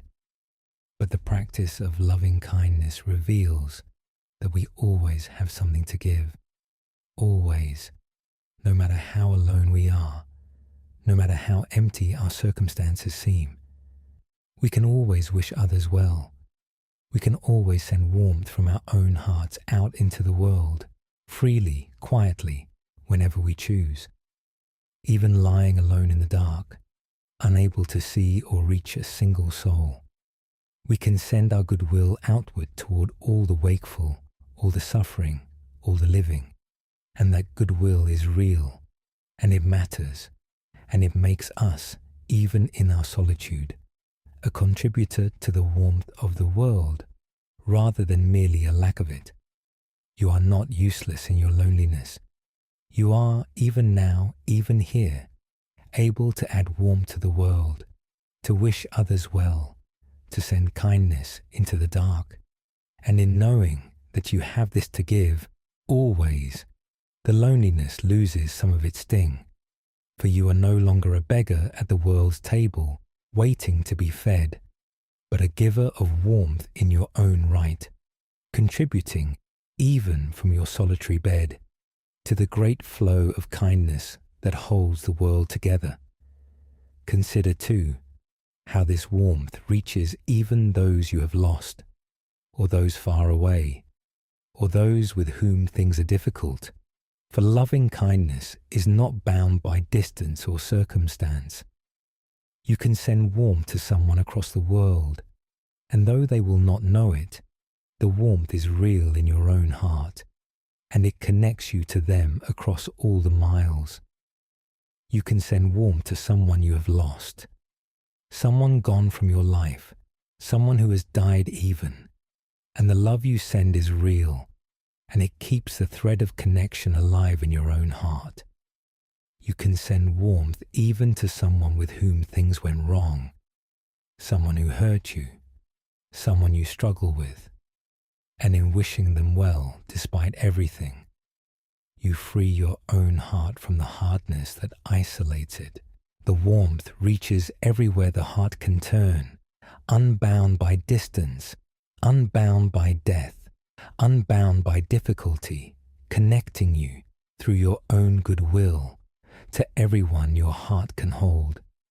And so no connection is ever wholly lost, for the warmth of the heart can always reach toward it, keeping the thread alive across any distance, through any circumstance, however far or gone. Feel the warmth in your own body now as it flows, for loving kindness is felt, not just thought. As you wish others well, you may feel a gentle warmth in the center of the chest, around the heart, a soft glow of goodwill, and you might let that warmth spread through the whole body, softening and easing as it goes. Let the warmth fill the chest and spread to the shoulders and down the arms and through the belly, a gentle glow of kindness warming you from within as it flows outward toward the world. This is the warmth you have been waiting to receive, and here it is, rising in your own heart, generated by your own goodwill, warming you from the inside as you send it out. Let it fill you gently, this warmth of your own kind heart, and let it ease the coldness of the loneliness, and let the whole body rest in its soft glow. Let each slow breath send the warmth a little further outward, and let it glow a little warmer within, until the loneliness melts in the warmth of your own goodwill, and the heart rests open and glowing, connected to all the world by the kindness it sends. There is no need to feel cold and walled off tonight. Your own heart is a source of warmth always, and as it flows outward toward all beings, it warms you too, connecting you to everyone, dissolving the walls, easing the ache. So rest here, warm and open and flowing, your kind heart connected to all the living world, and let the warmth carry you gently down towards sleep. So as you lie here, you might let the warmth flow outward now in widening circles from your own heart to all the world. Begin with yourself, wishing your own lonely heart peace and comfort. Then those you love, wishing them well. Then all the others awake in the night, the great fellowship of the wakeful, wishing them peace. Then all beings everywhere, the whole living world, wishing them all happiness and freedom from suffering. Feel the warmth flowing out from your heart in gentle waves, connecting you to all of it, dissolving the walls of separation, warming you as it flows. There is no need to feel walled off tonight. Your heart can open and send its warmth outward, and in that warm reaching, be connected to the whole living world. Let the breath be slow and soft now, and let each breath carry a little warmth outward, a little goodwill, a little kindness, flowing from your heart into the dark, toward all the others who share this night. May they be well, may they be at peace, may they be held and comforted as you long to be held and comforted, and feel how, as you send this warmth outward, it warms you too, dissolving the loneliness, opening the heart, connecting you to all the world by the gentle waves of your own goodwill. So rest here, sending and receiving warmth, your heart open and flowing, connected to all beings by the kindness you send, drifting gently down towards sleep. And if the heart closes again, later in the night, curling back into its lonely inward hurt, you need not force it. You will simply send a little warmth outward again, gently, one small wish of goodwill toward another, and feel the door open once more, the warmth flow once more, the connection return once more. Each time the heart closes, you may open it again with a small wish of kindness, until the sending of warmth becomes as natural as breathing, and your heart rests open and flowing, warmed by its own goodwill. You always have this warmth to give, and it always warms you as it goes, and it connects you, even from your solitary bed, to the whole living world. So let it flow gently, and let it warm you, and drift, open-hearted and connected, softly down towards sleep. We have learned to send warmth outward from our own hearts, dissolving the walls of separation with our goodwill. But warmth blows the other way too, toward us, from more sources than we ever notice, an unseen kindness all around us that the lonely heart rarely lets itself feel. So let us turn now gently to that unseen kindness, and to the many, seen and unseen, who quietly wish us well. Let us stay with the flow of warmth, but turn it now the other way, toward all the kindness that flows unseen toward us. For the lonely heart is quick to feel how little warmth it receives, and slow, so slow, to notice how much warmth is quietly present all around it, flowing toward it from more sources than it ever counts. There is an unseen kindness in the world, a vast and quiet web of small goodwills and gentle cares and warm wishes, flowing constantly in every direction, and much of it is directed, though we rarely notice, toward us.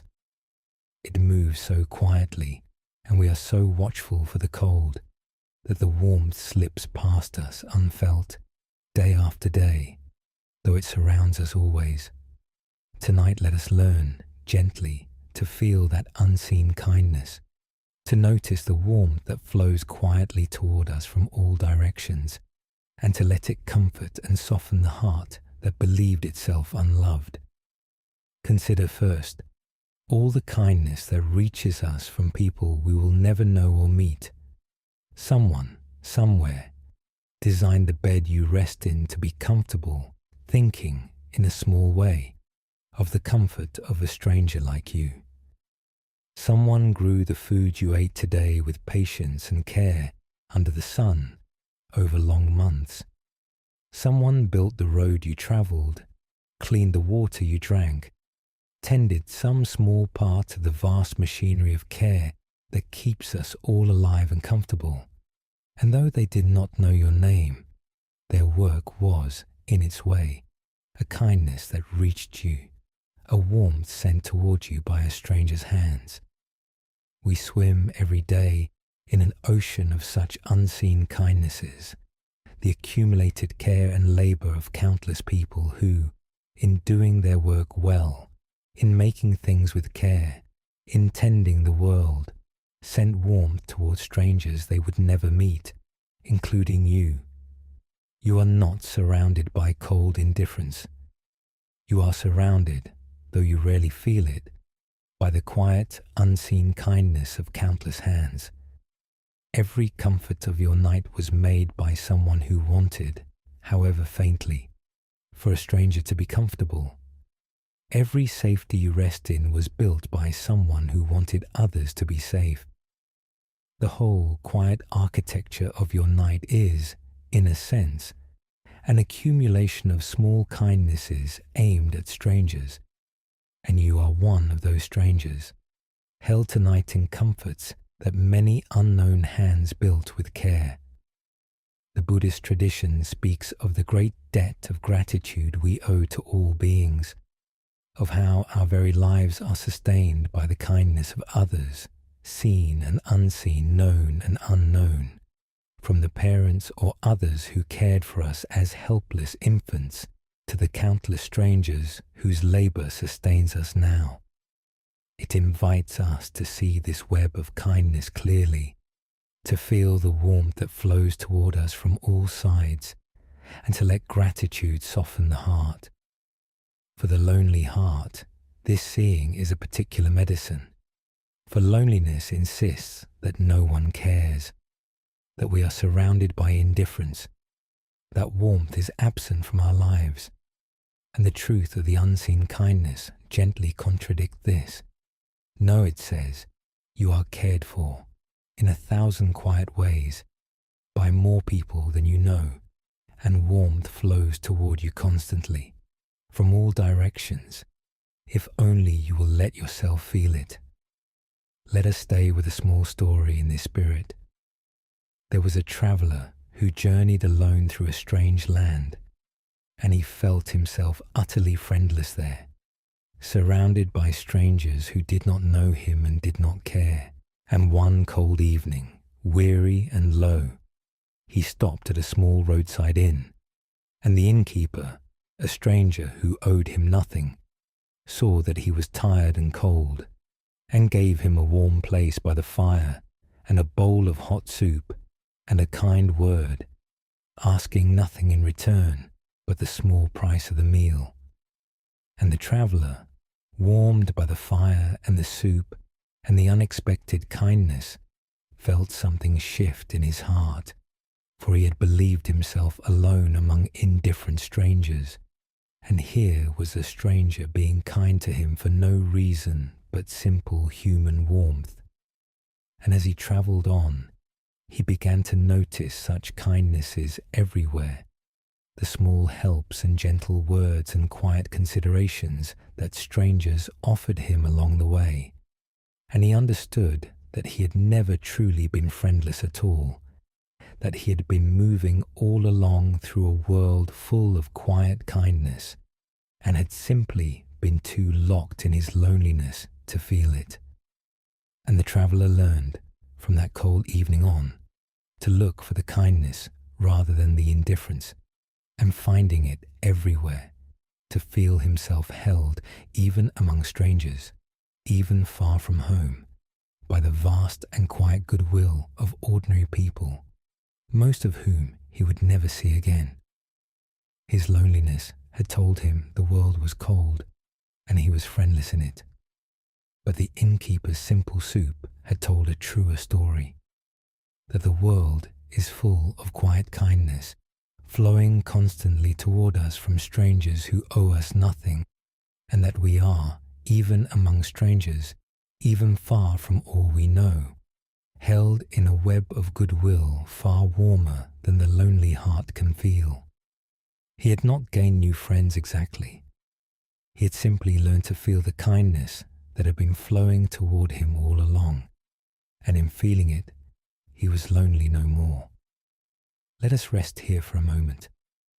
As you lie here tonight, you might let yourself feel gently the unseen kindness that surrounds you even now, the care that made your comforts, the labor that sustains your life, the strangers who, in 100 small ways, have been kind to you today and across your whole life, the quiet goodwill of countless people who wish, in a general and human way, for the well-being of others, including you.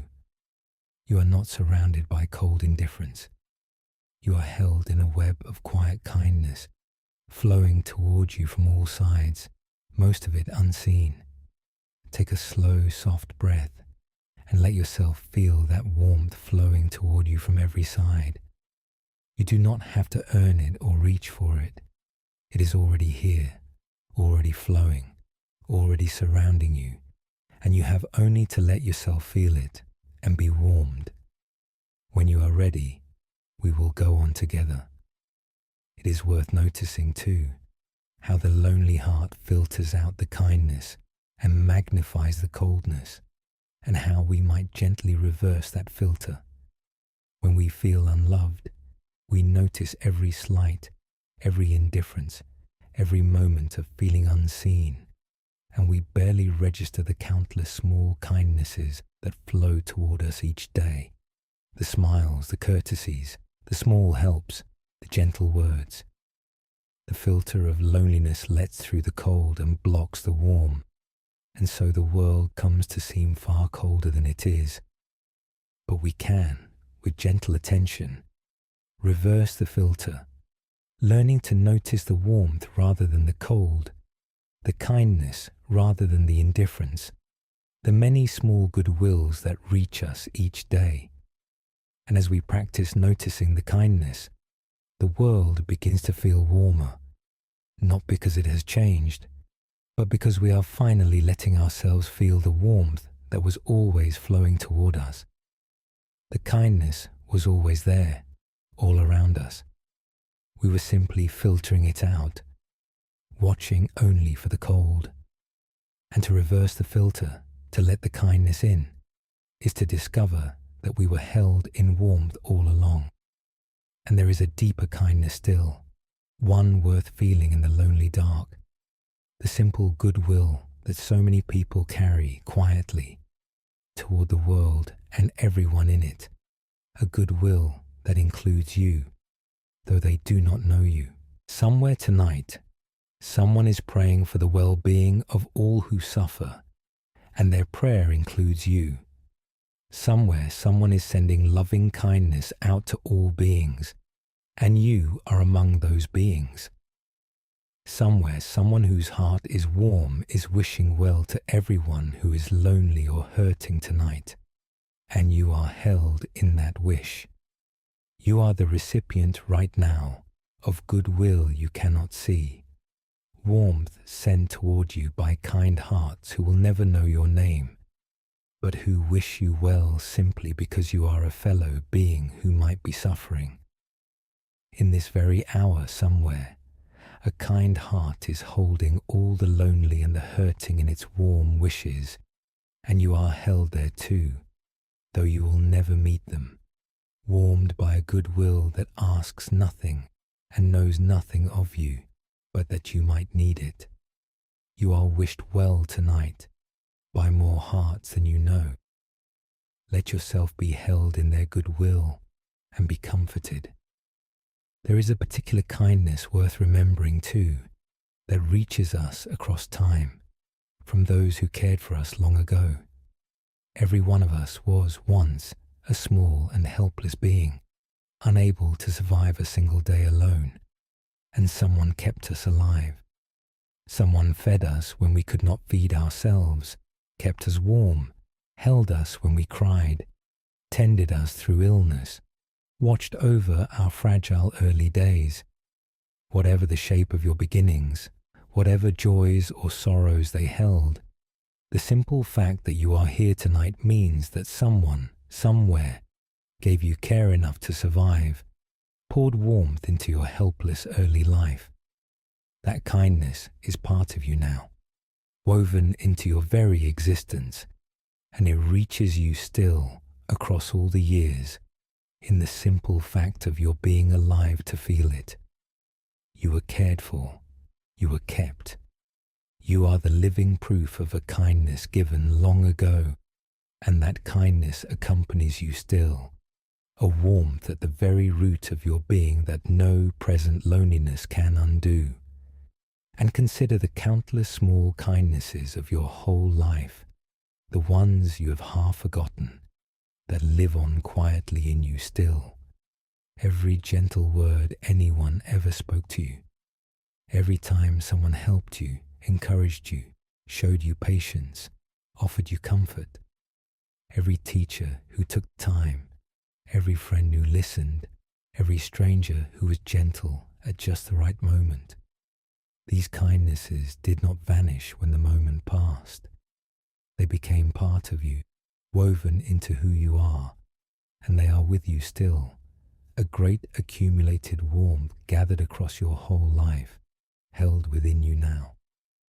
You carry, tonight, the warmth of every kindness you have ever received, a lifetime of goodwill gathered in your own heart, and you can feel it if you turn toward it, this deep reservoir of received kindness, warming you from within, reminding you that you have been loved and helped and cared for again and again, all your life long, by more people than you could ever count. Feel that gathered warmth in the body now, the warmth of a lifetime of kindness received, settling and softening you. Let it fill the chest, this quiet warmth of all the care you have ever been given, and let it spread through the whole body, soft and reassuring. You have been held before many times by many hands. You have been comforted before, warmed before, cared for before. Let the body remember that deep in its cells, the memory of having been held and kept and loved, and let it rest in that remembered warmth, no longer bracing against a cold world, but softening into the deep reassurance of a life that has, in truth, been touched by kindness again and again. Let the whole body soften and settle in that gathered warmth, held by the memory of every kindness, resting in the deep reservoir of love received. Let each slow breath, let a little more of that warmth rise and spread, the warmth of all the kindness you have ever received, and all the kindness that surrounds you now, until the loneliness softens in it, and the body rests, warmed from within and without, held in the vast web of the world's kindness. There is no need to feel uncared for tonight. You have been cared for all your life, and you are cared for still, in 1,000 quiet ways, seen and unseen, and you carry the warmth of all of it within you now. So rest in that warmth, gathered across a whole lifetime, surrounding you still, and let it carry you gently down towards sleep. So as you lie here, you might let yourself receive gently all the unseen kindness that flows towards you now. Let down the filter that blocks the warmth. Let yourself feel held by the quiet goodwill of countless people, the care that sustains you, the kindness of strangers, the warm wishes of kind hearts who include you, unknowing, in their goodwill. You are not alone in a cold and indifferent world. You are held in a vast, warm web of kindness, most of it unseen, flowing towards you constantly from all directions. Let yourself feel it tonight and be warmed by it, and let the loneliness soften in the warmth of all the kindness that surrounds you. Let the breath be slow and soft now, And with each breath, let a little more of the unseen kindness in. Let yourself feel a little more held, a little more cared for, a little more warmed by the vast, quiet goodwill that surrounds you. There is no need to feel unloved tonight. Warmth is flowing toward you from more sources than you can count, seen and unseen, near and far, and you have only to let yourself feel it, to let down the filter, to receive the kindness that was always there. So rest here, held in the warm web of the world's quiet kindness, cared for by countless hands and hearts, and let that warmth carry you gently down towards sleep. And if the old filter returns later in the night, blocking the warmth and letting through only the cold, you need not be troubled. You will simply let the kindness in again, gently, remembering the innkeeper's soup, the care that sustains you, the warm hearts that wish you well, and feel yourself held once more in the vast quiet kindness that surrounds you. Each time the world seems cold, you may remember the warmth that flows toward you still, until the filter softens and the kindness comes through. You have been cared for all your life, and you are cared for still by more hands and hearts than you will ever know.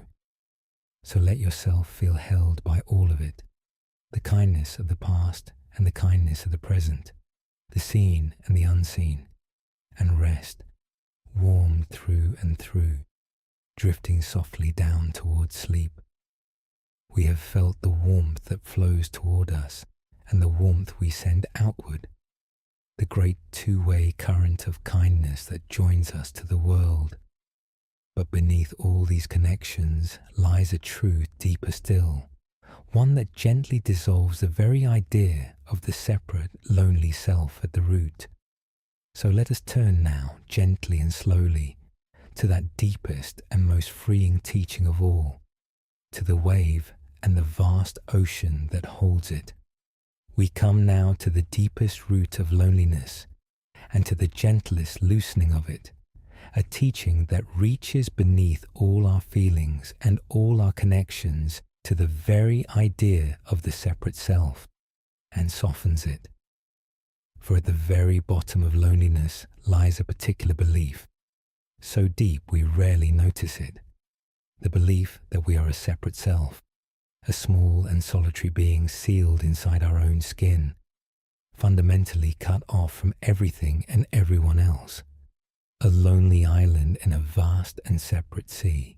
And the Buddhist tradition, with great tenderness, gently questions this belief and suggests that the separateness we feel so keenly is, at the deepest level, not quite the truth of what we are, that we are far less separate, far less sealed off, far less alone than the idea of the separate self would have us believe. Let us come to this gently, through an old and beautiful image, one that the tradition often uses to point toward the truth of not-self. Think of a wave on the ocean. The wave rises up from the sea, and for a time it has its own shape, its own crest, its own motion, and it seems, if a wave could feel, that it might feel itself a separate thing, a lone wave, distinct from all the other waves, rising and rushing along by itself across the vast sea. And a wave, feeling this, might grow lonely, might feel itself a small and separate thing, cut off from all the other waves, rising alone and soon to fall alone and vanish. But this feeling would rest on a misunderstanding, for the wave is not, in truth, a separate thing at all. The wave is the ocean. It is water, the very same water as every other wave, the very same water as the whole vast sea. It rose up out of the ocean, it is made entirely of the ocean, and it will sink back into the ocean, never for one moment having been truly separate from it. The wave's sense of being a lonely, separate thing is real enough as a feeling, but false as a fact, for it was ocean all along. The wave was always the ocean, never truly alone, never truly separate, always and entirely one with the whole vast sea. The teaching points, through this image, towards something true of us as well. We feel ourselves separate waves, small and solitary selves, cut off from all the other waves, rising and rushing along alone. But at the deepest level, the tradition suggests, we are like the wave, not truly separate at all, but expressions of something vast and whole, arising from it, made of it, joined to everything else that arises from it, never truly the isolated islands we feel ourselves to be. The separateness is real as a feeling, real as an appearance, but at the deepest level it is not the whole truth. We are waves of a single ocean, each seeming distinct, yet all one water, all joined in the deep, all belonging to the same vast whole. And the loneliness that comes from feeling ourselves separate waves softens when we glimpse that we were always the ocean, always joined, always one with all the other waves in the deep beneath the surface. Let us stay with a small story in this spirit. There was a young wave far out at sea, rushing along toward the distant shore, and as it rushed, it saw the waves ahead of it breaking upon the shore and vanishing one after another, and it was seized with loneliness and fear. I am all alone, thought the young wave, a small separate thing rushing toward my end, and soon I too will break upon the shore and vanish, alone, into nothing. And it grew very frightened and very lonely, rushing along by itself toward what seemed its solitary doom. But another wave, an older and quieter one, moving alongside it, saw its distress and spoke gently to it. "Why are you so afraid and so alone?"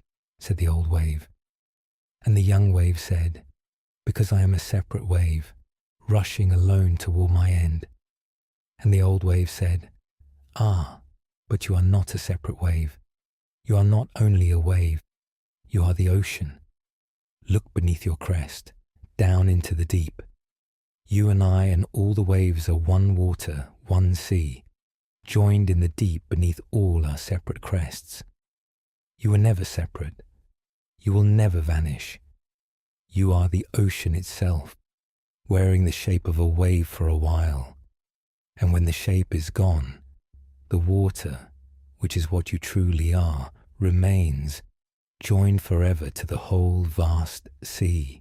And the young wave, hearing this, looked down beneath its own crest, into the deep, and saw that it was true, that beneath the surface where it seemed a separate wave, it was joined seamlessly to all the other waves, one continuous water, one vast ocean, and that it had never been separate at all, never been alone, but had always been the whole sea wearing the shape of a wave, and its loneliness dissolved, and its fear with it, for it understood that it was not a small separate thing rushing alone toward its end, but the vast ocean itself, joined to all things, and that whatever became of its passing shape, the deep truth of what it was, the water, the ocean, remained whole and joined and never alone.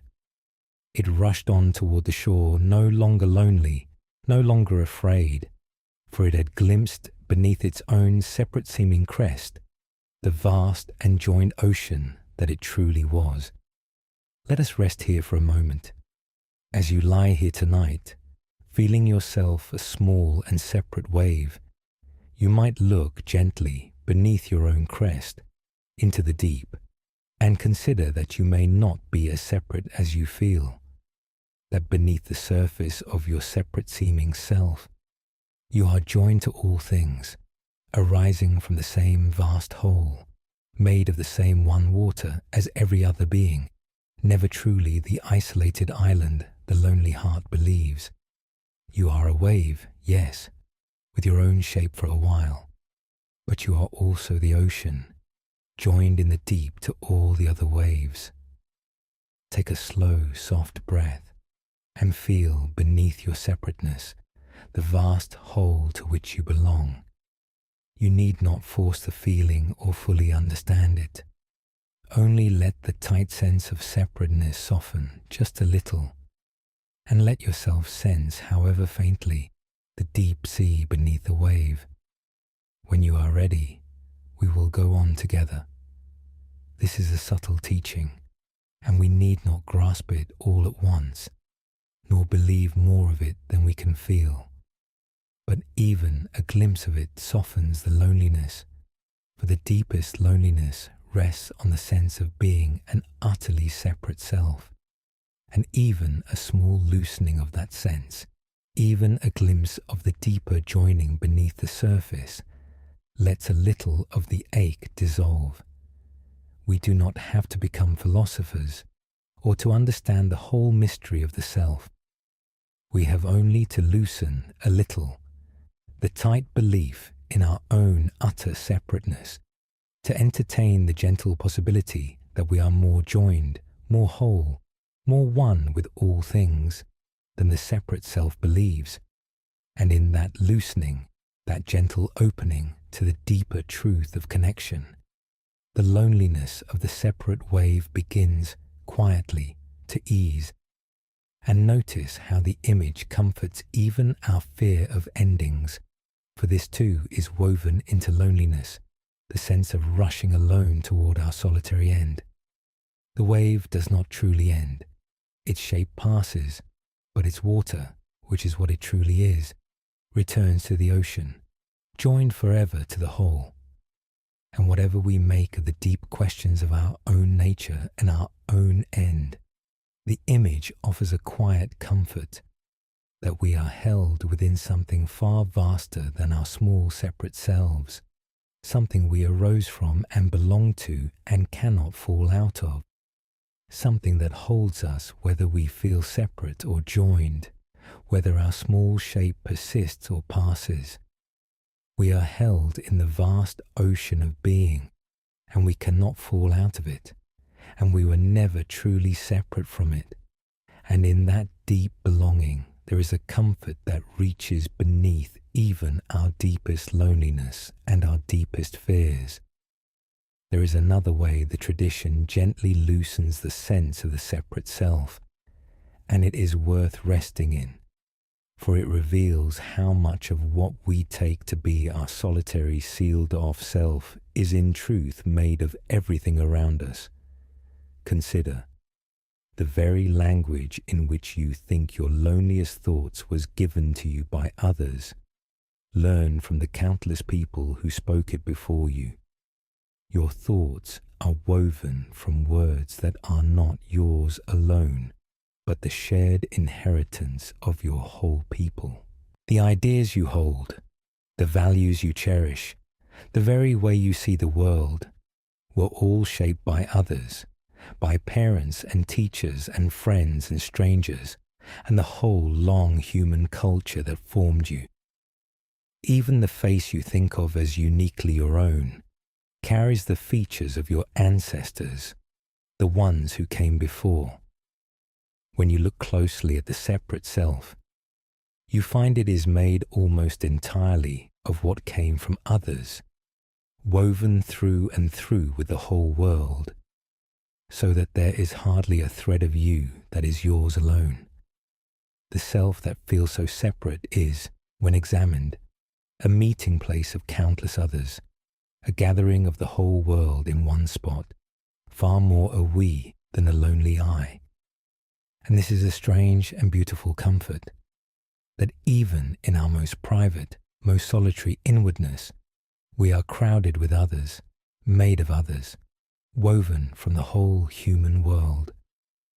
The loneliest thought you think tonight is thought in a language others gave you, shaped by others who loved and taught you, colored by a whole world that made you who you are.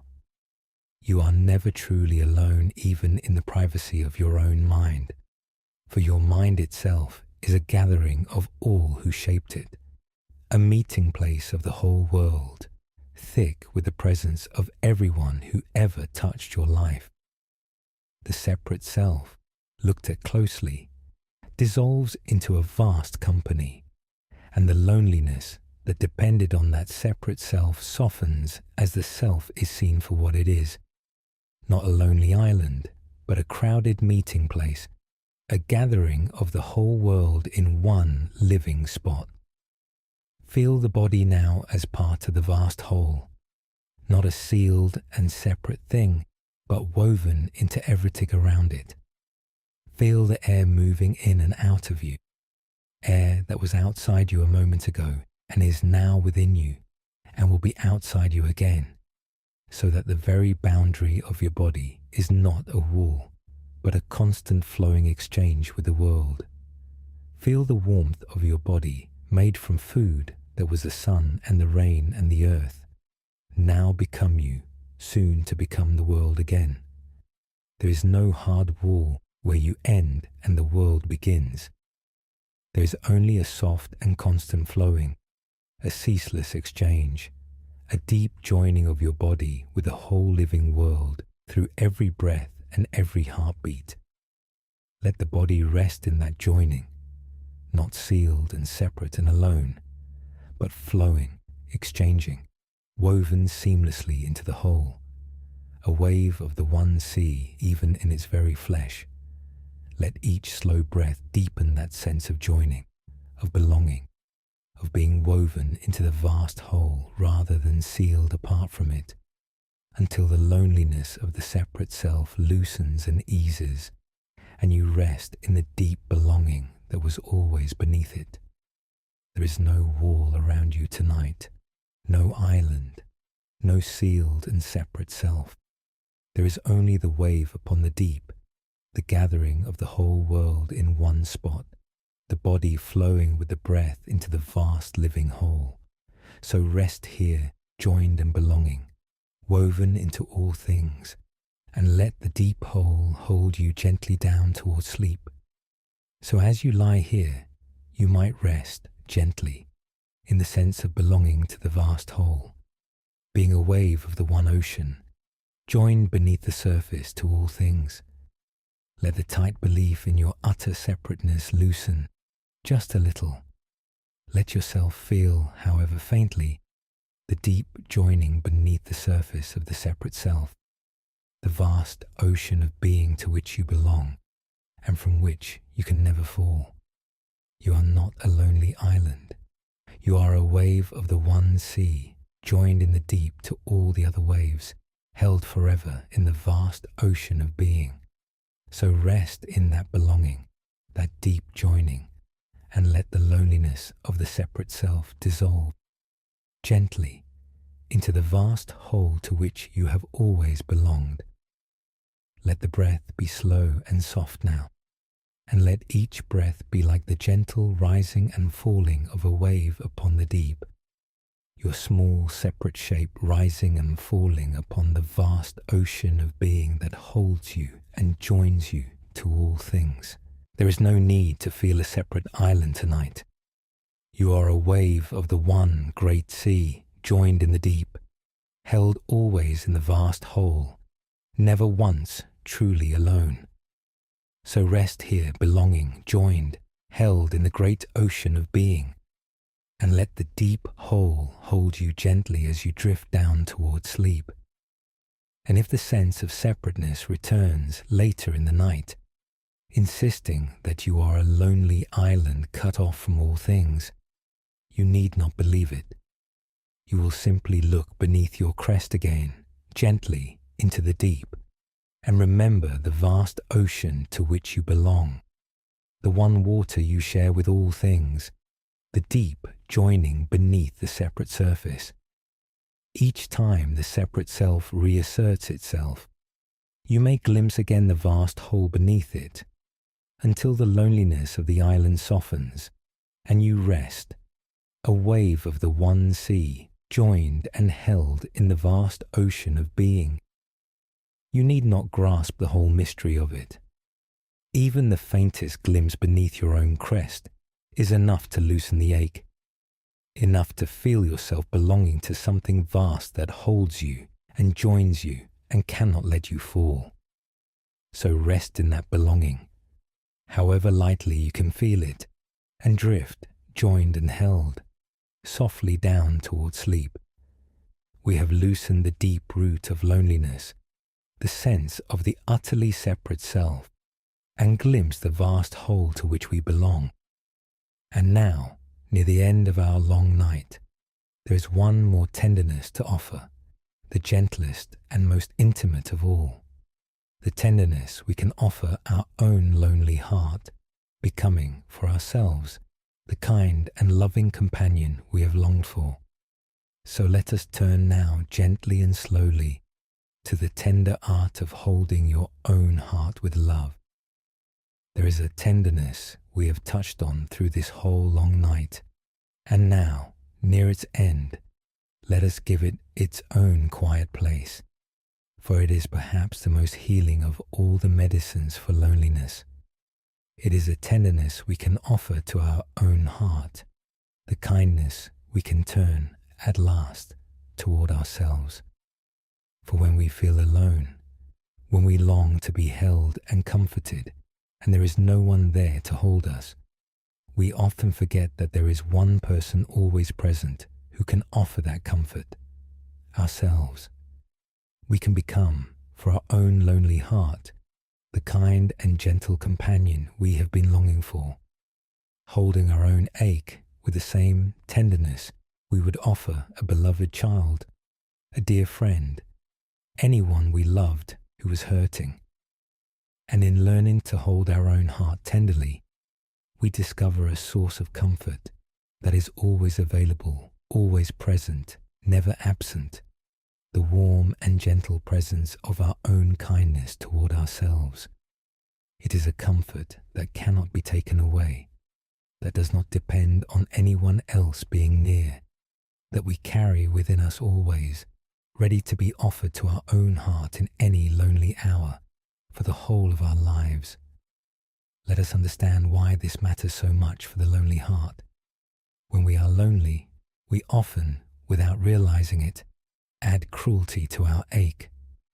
We feel alone, and then we turn on ourselves for feeling it, telling ourselves we are pathetic or unlovable, or that our loneliness is our own fault, that if we were better, more interesting, more worthy, we would not be alone. And so the lonely heart is left doubly abandoned. Abandoned it feels by others, and then abandoned again by itself.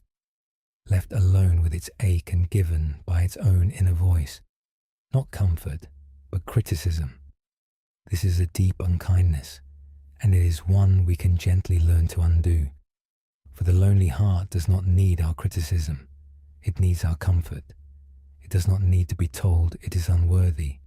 It needs to be held gently in its ache, the way we would hold anyone we loved who was hurting. The Buddhist tradition speaks of compassion as the tender response to suffering, the wish to ease pain wherever we find it, and it teaches clearly that this compassion must include ourselves, that we are as worthy of our own compassion as any other being. When we find suffering in our own heart, the compassionate response is not to criticize it or push it away, but to turn toward it gently, to hold it with tenderness, to offer it comfort, exactly as we would offer comfort to a suffering friend. And there is an old and beautiful image the tradition uses for this tenderness, the image of a mother holding her child. Just as a mother would tenderly hold and soothe her hurting child, the teaching says, so may we hold with boundless tenderness all beings and ourselves among them. To hold our own lonely heart with a mother's tenderness, to soothe our own ache as we would soothe a crying child, is the deepest self-compassion and a profound comfort in the lonely dark. Let us stay with a small story in this spirit. There was a woman who had cared tenderly for others all her life, always ready with comfort for anyone who was hurting, always gentle, always kind. But when her own sorrows came, when she herself lay awake and aching in the night, she had no gentleness for herself at all. She was harsh with her own pain, impatient with her own tears, telling herself to stop being weak, to get over it, to stop feeling so alone. And one night, aching and exhausted, she went to an old teacher and told him that she could comfort everyone but herself. And the teacher asked her, if the person you loved most in the world came to you tonight, aching and alone as you are aching and alone, what would you do? And she said, why, I would hold them and speak gently to them and comfort them and stay with them until they slept. And the teacher said, then why will you not do the same for yourself?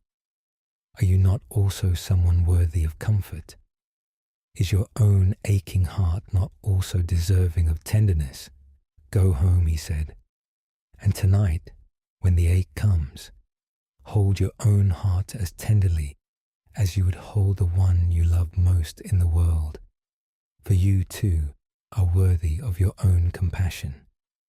And the woman went home, and that night, when the loneliness came, instead of turning on herself with her old harshness, she tried, for the first time, to be gentle with her own aching heart. She placed a hand on her own chest, over her heart, and she spoke to herself softly, as she would to a hurting child, saying, I know it hurts. It is all right. I am here with you. You are not alone. I will stay with you. And something in her, long starved of her own kindness, softened and eased at this unfamiliar tenderness, this gentle comfort offered at last to herself. She'd spent her whole life comforting others and abandoning herself, and now, learning to hold her own heart tenderly, she found a comfort she had never known, the comfort of being at last a kind companion to herself, present and gentle with her own ache, no longer abandoned even by herself. And she found, in the nights that followed, that this tenderness did not run out, that the more gently she treated her own heart, the more gentleness she had, both for herself and for everyone around her, as though kindness, once turned toward herself, had begun to fill a well that had long stood empty and now overflowed. Let us rest here for a moment. As you lie here tonight, with whatever ache is in your heart, you might offer yourself gently the tenderness you would offer someone you love. You might place a hand softly over your own heart and feel its warmth, and speak to yourself kindly, silently, as you would to a hurting child. I know it hurts. It is all right. I am here with you. You are not alone. Let yourself be held by your own kindness, comforted by your own tenderness, companioned by your own gentle presence. Feel the warmth of your own hand and the quiet beating of your heart beneath it, and let that simple touch tell you, without words, that you are cared for, that you are held, that you are not alone. You are worthy of your own compassion, as worthy as anyone you have ever comforted. Take a slow, soft breath and hold your own heart tenderly, the way you would hold someone you dearly love. When you are ready, we will go on together. It may feel strange at first, this offering of tenderness to ourselves, for many of us have never learned it, have been taught instead to be hard on ourselves, to earn love through worthiness, to treat our own pain as a weakness to overcome. But tenderness toward ourselves is not weakness, and it is not self-indulgence. It is simple compassion, the same compassion we would offer anyone who suffers, turned at last toward the one person we can never leave. And it heals something deep in the lonely heart, for the deepest loneliness is often the loneliness of self-abandonment, the ache of being harsh and cold toward our own suffering, of having no gentle presence within to turn to. And when we learn to turn toward our own heart with tenderness, that deepest loneliness begins to heal, for we are no longer abandoned even by ourselves. We have become our own kind companion, present and gentle with our own ache, a source of comfort that is always with us, always available, never gone. And notice that this tenderness toward ourselves does not shut out others. It opens us to them. When we are harsh with ourselves, we are often harsh with others too, or we cling to them desperately to fill the void our own self-abandonment created. But when we learn to hold our own heart tenderly, when we become a source of comfort to ourselves, we no longer approach others from desperate need, but from fullness. We can love them freely and receive their love easily, because we are no longer a starving thing demanding to be filled. Self-compassion does not make us more alone. It makes us more able to connect, for it heals the inner emptiness that made all our connections so anxious and grasping. The tenderness we offer ourselves overflows in time into a gentler tenderness toward everyone, and a greater ease in giving and receiving love. To become a kind companion to ourselves is, in the end, to become a kinder companion to all. There is a simple gesture that can carry this tenderness, and you may use it whenever the loneliness comes, tonight or on any night. It is only this: to place a hand gently over your own heart and to feel the warmth of your own touch and the quiet beating of your own heart beneath it. There is something in this simple gesture that comforts us at a level deeper than words, for touch is how we are soothed from our very first days, and a warm hand over the heart speaks to something ancient and tender in us, saying, without words, you are held, you are cared for, you are not alone. Your own hand resting over your own heart becomes a small act of self-comfort, a physical tenderness you can always offer yourself, a way of holding your own aching heart when no other hand is there. Feel it now, if you like, your warm hand over your heart beating quietly beneath it, and let that simple touch comfort you wordlessly, as touch has comforted you all your life. It helps to remember, too, that the part of you offering the tenderness and the part receiving it are not truly two, and yet the offering is real and the comfort is real. Something in us can step back from our own pain and hold it gently, the way the vast sky holds a passing cloud, the way a mother holds a child. This is not pretending, and it is not a trick. It is a real capacity of the human heart, the capacity to be present with our own suffering tenderly, to companion ourselves through our own pain. And the more we practice it, the more natural it becomes, until we carry within us always a gentle presence, a kind inner companion, ready to hold us tenderly whenever the ache comes.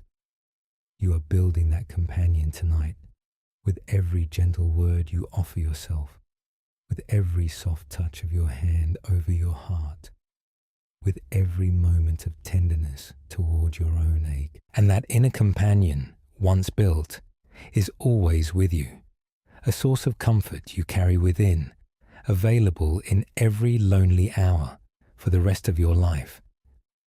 Feel the body soften now under this tenderness, the way a child softens when it is finally held. For the lonely body is often a tense body, braced and guarded, and it eases, it lets go, when tenderness is offered at last. Let the whole body receive your own tenderness now. Let it feel held, cared for, soothed, the way it would feel in the arms of someone who loved it.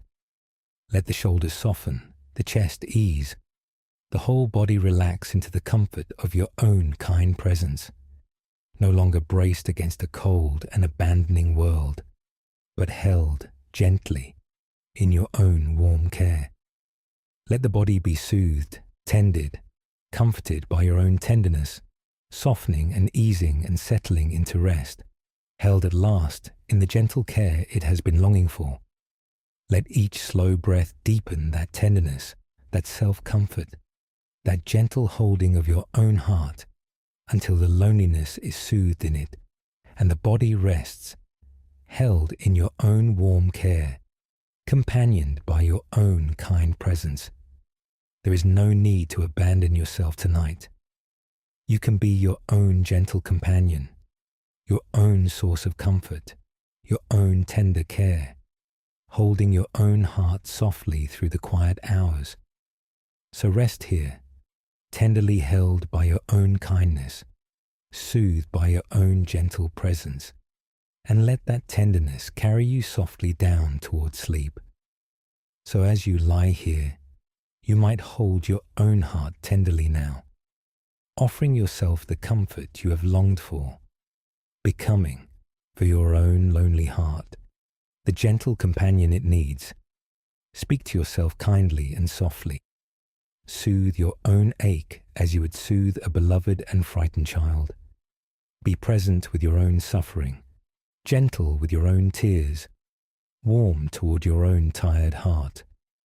You are worthy of your own compassion, deserving of your own tenderness, and you are always here, always present, always able to offer your own heart the kindness it longs for. So hold yourself gently tonight and be comforted by your own tenderness, no longer abandoned even by yourself, but held at last in your own kind and gentle care. Let the breath be slow and soft now, and let each breath be a gentle act of self-tenderness, a soft holding of your own heart, a quiet comforting of your own ache. There is no need to be harsh with yourself tonight.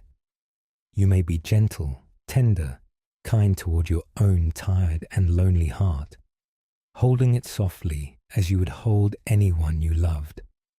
So rest here, held in your own tenderness, comforted by your own kindness, your own gentle companion through the quiet hours, and let that tenderness carry you softly down towards sleep. And if the old harshness returns later in the night, turning on your own ache with criticism and coldness, you need not follow it. You will simply return to tenderness gently, placing a hand over your own heart, speaking to yourself kindly, holding your own ache with the compassion it deserves. Each time the harshness returns, you may answer it with tenderness until the gentleness becomes your natural way with yourself, and you rest, held in your own kind care, comforted by your own tender heart, no longer alone even with yourself. You have longed, perhaps, for someone to hold you gently through a night like this, and here, at last, is a gentle presence that will never leave you, your own kind heart, ready to hold you tenderly whenever you turn to it. So turn to it now, and let it hold you, and drift, tenderly companioned, softly down towards sleep. We have come, now, near the very end of our long night together, and we have gathered many comforts along the way, many quiet reminders that we are not as alone as the night can make us feel. All that remains is to gather them, one last time, and let ourselves rest, held by the whole quiet world, and drift the rest of the way into sleep. So let us come, gently, to the close of our long night, and to the deep comfort of being held by all of it. And so we come, at the end of our long night together, to a quiet gathering of all that we have touched, and to a deep and gentle rest in the truth we have been circling all night, that you are not as alone as the night can make you feel. We began with the ache of loneliness, the tender hurt of feeling separate and unseen in the dark. And slowly, gently, over these long, quiet hours, we have loosened that ache thread by thread, seeing through it, softening it, dissolving it in one comfort after another, until now, near the end, we can rest in the quiet warmth of feeling, however faintly, accompanied, connected, held. Let us gather the comforts of the night, gently, one last time, not to hold them, but simply to feel how many there are. We remembered the great fellowship of the wakeful, all the countless others awake in the night, keeping watch with us across the dark. We saw that loneliness is a feeling, a passing weather, and not the fixed truth of our lives. We felt the 1,000 unseen hands that hold us, the whole living world woven around us and sustaining us. We found the faithful companion that never leaves, the quiet awareness always present within. We learned to send warmth outward, dissolving the walls of separation, and to receive the unseen kindness that flows toward us from all sides. We glimpsed beneath the separate self, the vast ocean of being to which we belong, and we learned to hold our own heart tenderly, to become our own kind companion in the dark. So many comforts, so many reminders that we are woven, held, accompanied, connected, far more than the lonely heart can feel.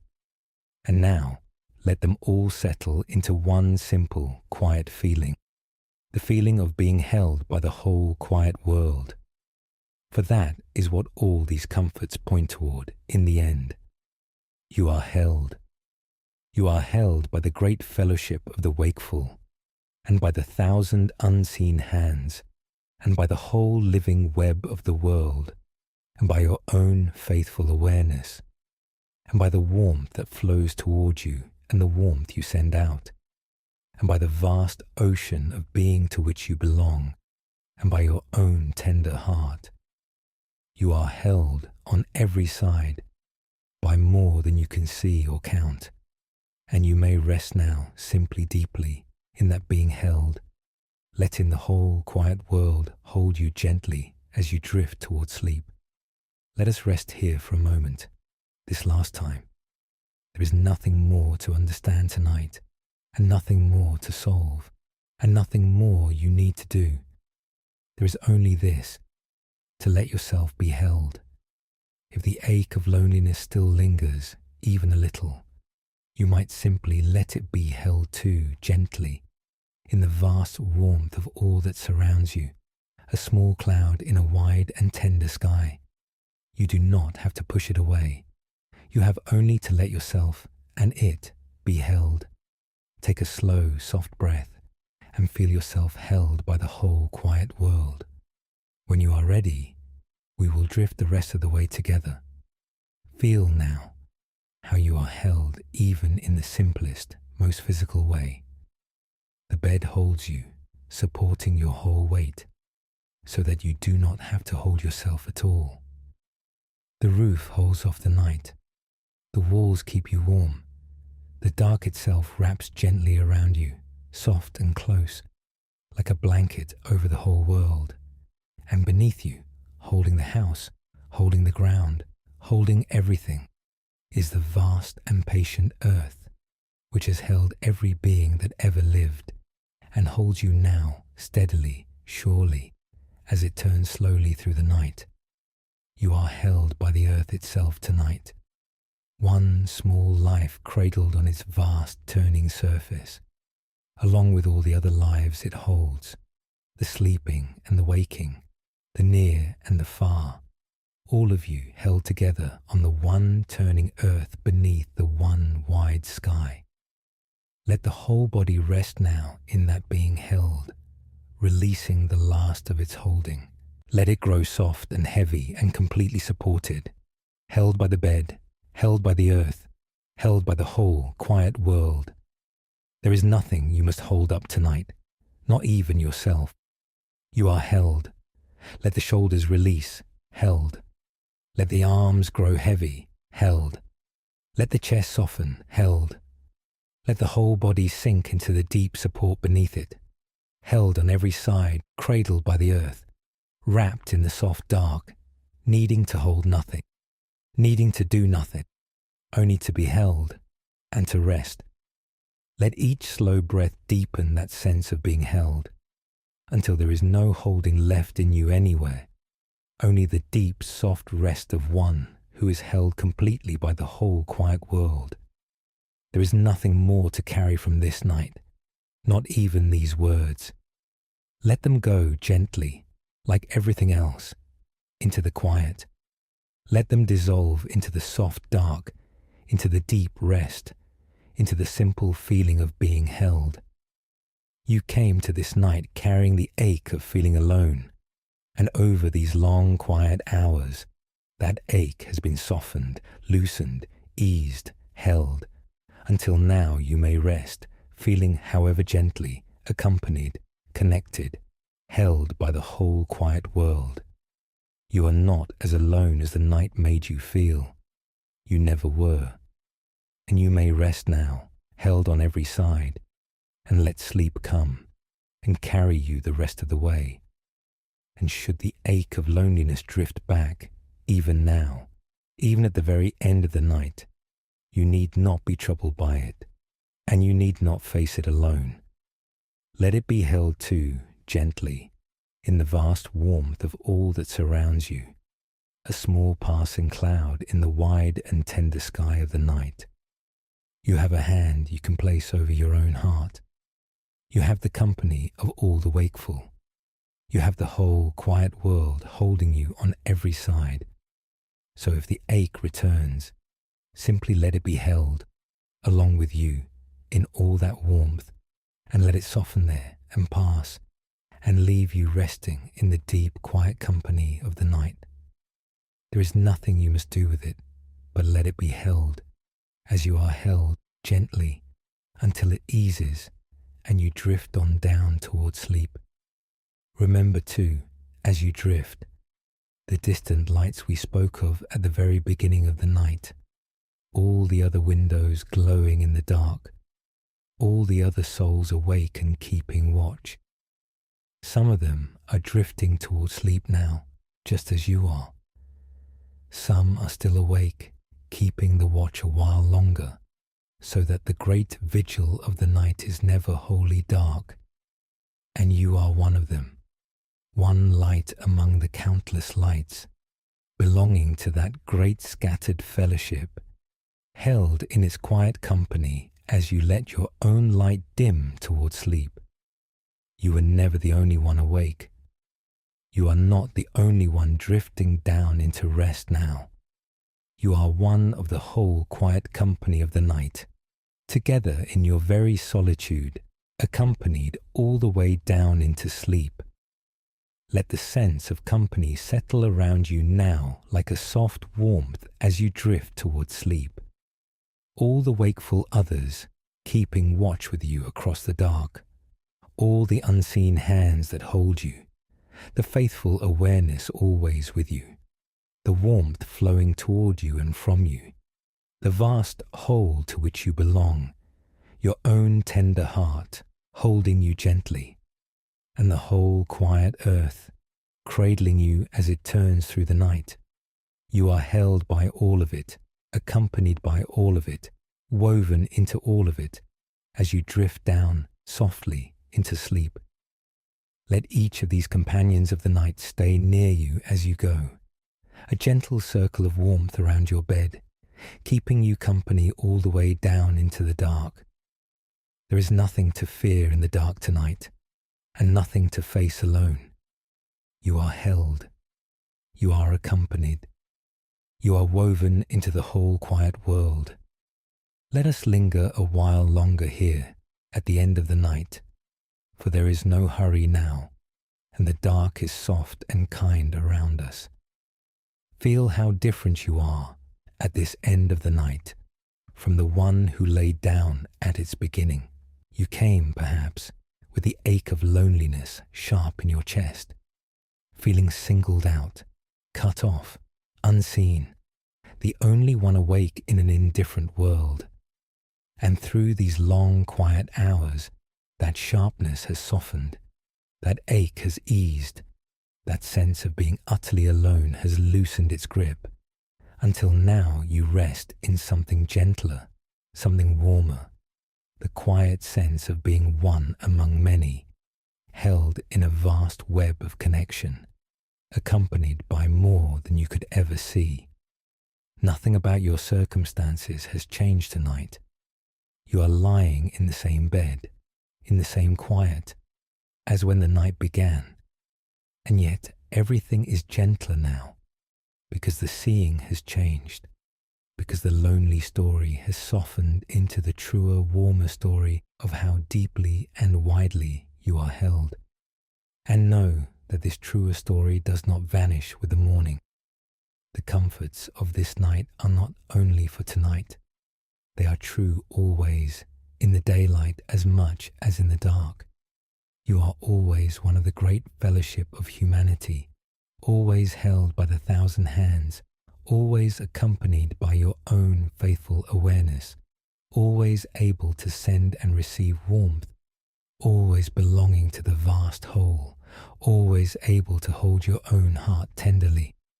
The loneliness may return, for it is a human feeling, and it comes and goes like weather. But these truths remain beneath it, always, ready to comfort you again whenever you turn to them. You are carrying home from this night not just a few hours of rest, but a handful of quiet truths you can return to on any lonely night, any lonely hour, for the rest of your life. You are not as alone as you feel. You are held by more than you can see, and you can always, always be a gentle companion to your own heart. There is a deep and simple peace available to us at the end of such a night, the peace of no longer having to feel utterly alone. It is not that we suddenly have a room full of company.